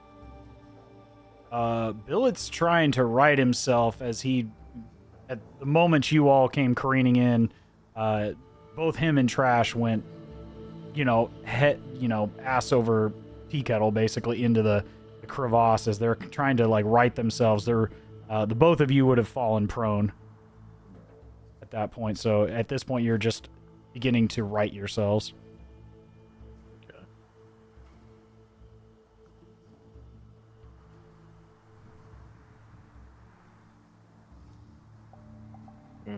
Well, I don't know if I actually want to. I don't think I want to attempt to attack them. At least not yet. But have to be shown. Can I just do like a?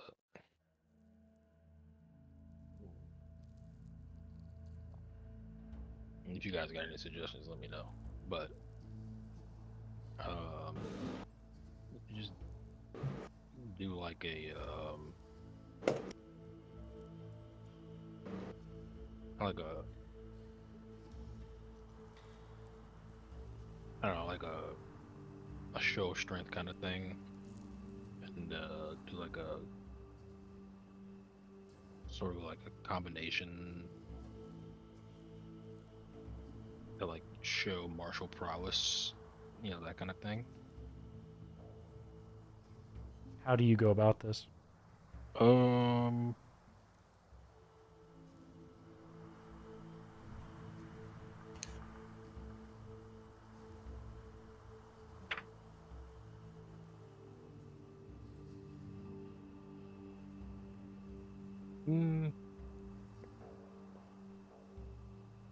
don't know, maybe just like a few attacks with my quarterstaff, like in a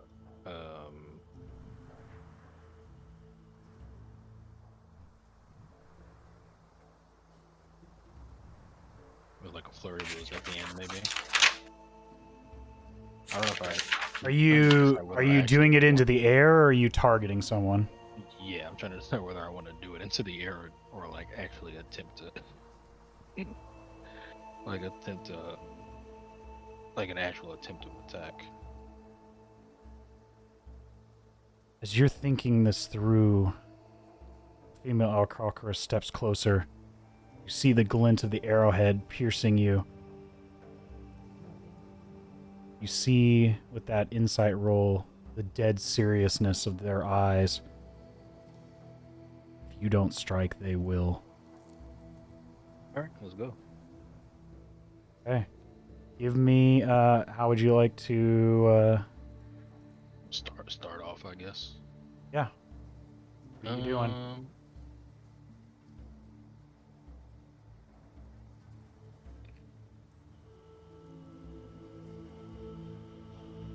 Okay, let's go. I mean, okay, well, let's just start with a regular quarterstaff attack, I guess. Okay. Or I guess I'll go ahead and do 2 since I know we have 2 actions. See it. So here's the first one. You strike upwards with the butt end of the staff, catching them off guard as you manage to hit the bottom side of the longbow and strike their forearm. Go ahead and roll for damage.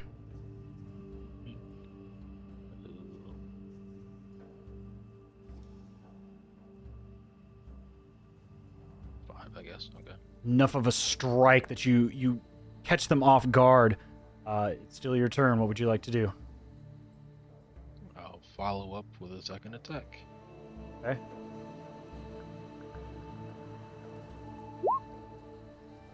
And another strike, this time even harder, as you bring in the other side of the staff directly into the torso. Go ahead and roll for damage.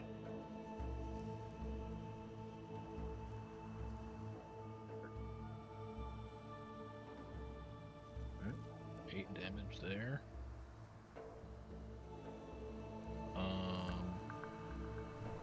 Anything else you'd like to do? Yeah, I'll go ahead and do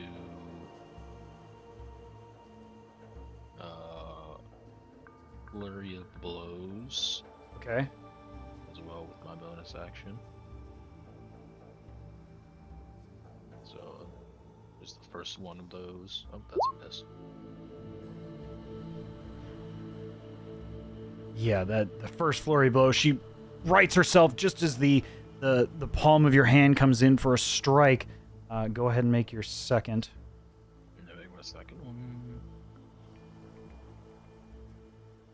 Second just barely misses. But even though you miss, you come in just in time to catch this Aarakocra woman grabbing the underside of the grappling under the arm, the other catching the end of the longbow, keeping the arrow taut, bring it up under the chin. The bowstring still drawn.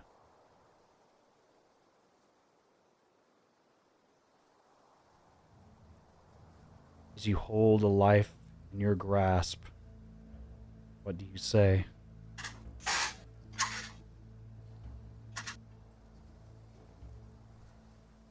Can I jump in and I'm gonna hiss as a panther just because it's cool. And come out of.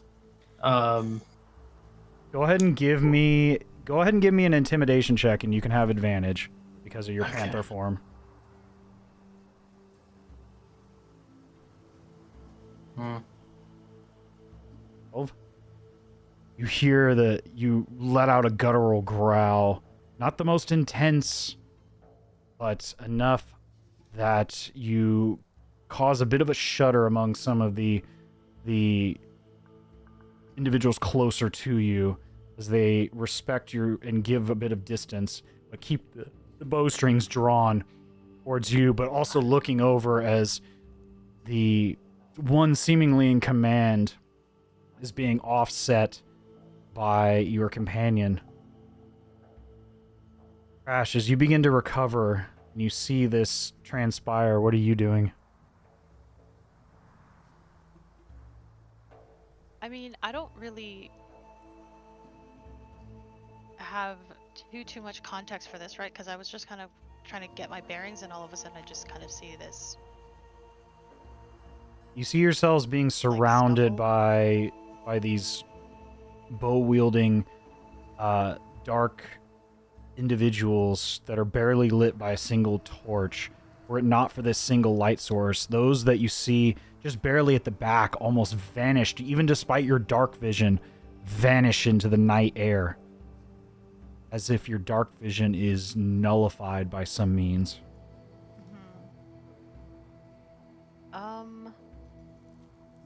And I mean, I see Dazes and this other Aarakocra, like,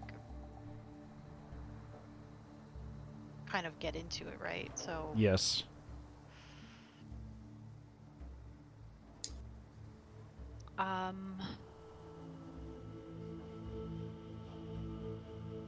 Yeah, I don't know, because I don't want to see if there's...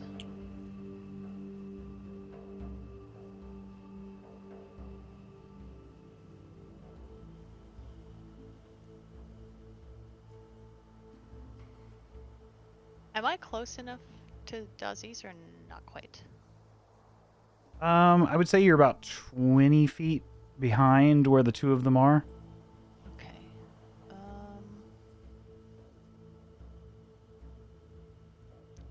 Gonna try to like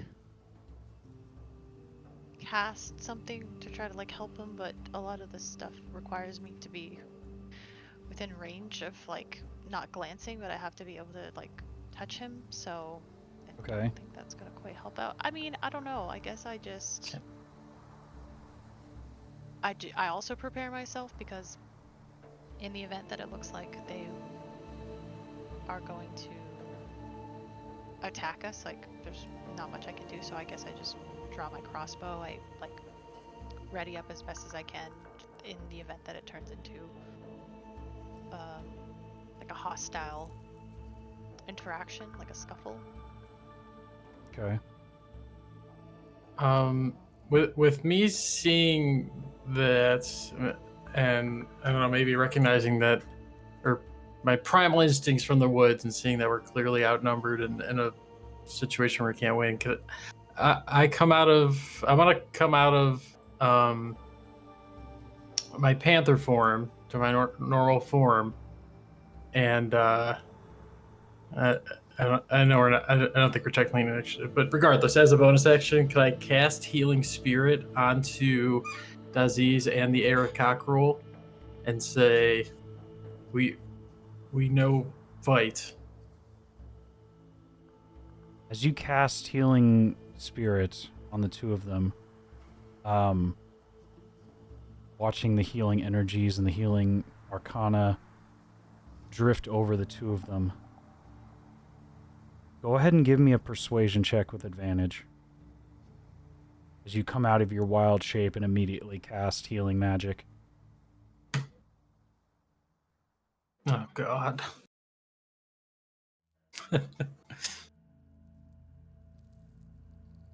Aziz, you feel... Go ahead and you can roll the healing.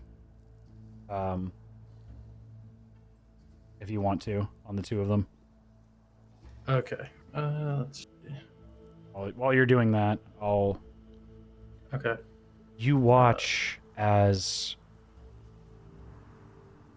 there's a sudden recognition as you come out of your wild shape. You hear an exchange of words. You talk! As you don't recognize the language, but you recognize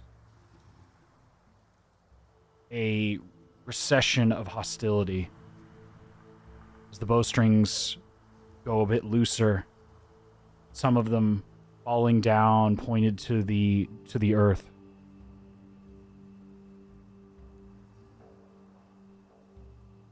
Aziz, you hear the young Aarakocra woman speak again.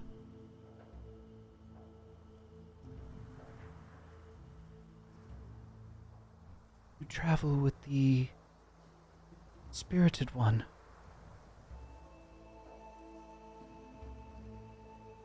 Child of nature.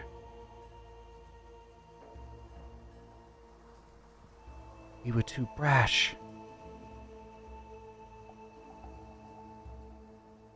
Be still. I do not trust you. Those who carry malicious intent do not travel among the nature spirits.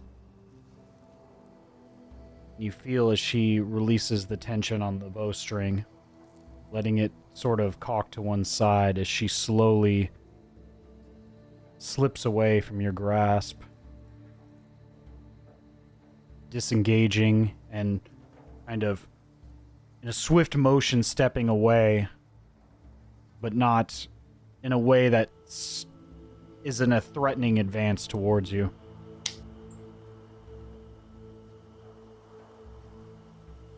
You hear an exchange of words in a language I don't believe any of you speak. But nonetheless, you hear this immediate exchange of words and commands before this young woman turns to you again. We will have our protection for now.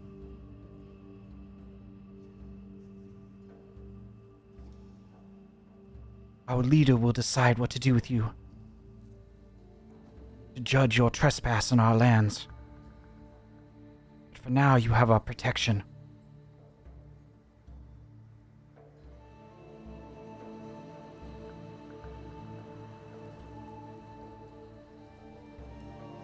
We must hide your gaze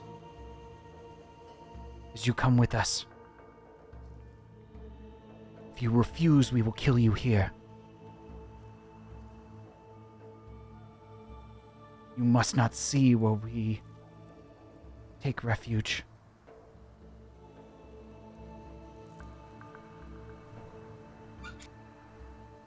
Do you agree? I will deactivate dark vision, hoping that there's some kind of visible cue suggesting that I can no longer see.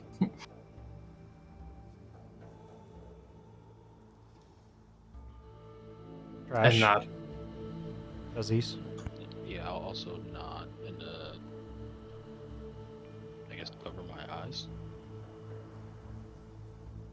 I don't know if that's enough of that. As you cover your eyes, you feel feathery hands drag over a leathery cover across your face. As they tie it back taut, covering your eyes. Okay, yeah, that's better. If you remove the blindfold, we will kill you.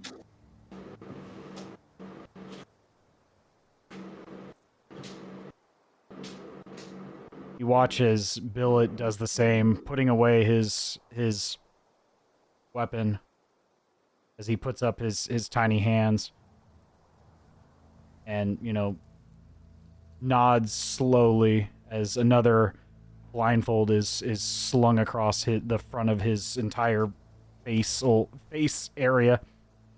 Well, this is no... Oh, God! Oh, God, it's dark!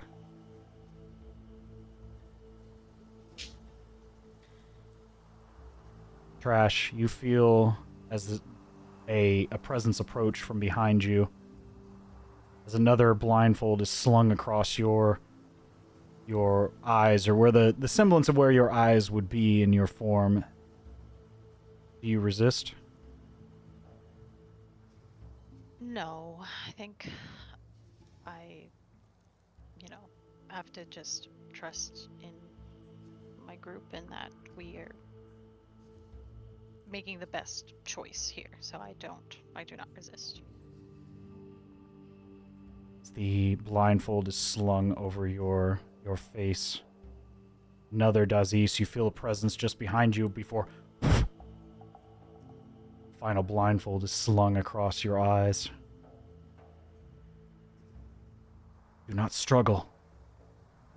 We would not want to drop you from such heights. Before you feel, and you hear before a pair of talons grabs your shoulders, Dazes, gripping down firmly. A bit of pain at first, but you get used to it as your form is drug up from above, as you feel the rush of winds in front of your form as you are carried up into the air.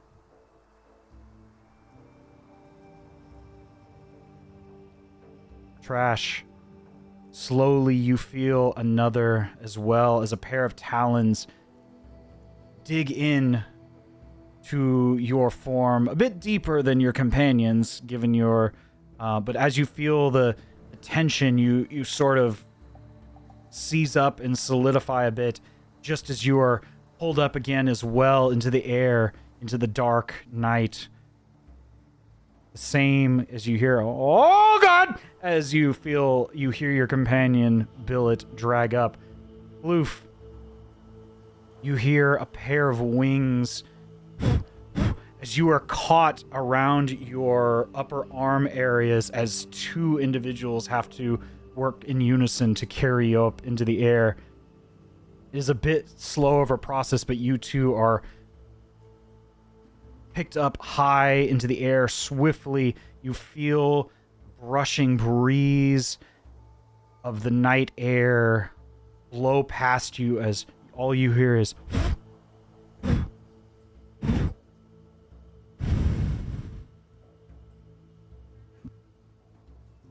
just... It is both initially terrifying, yet calming slowly as you come to terms with being carried into the night. Cool, almost chilly air whipping past you in all directions.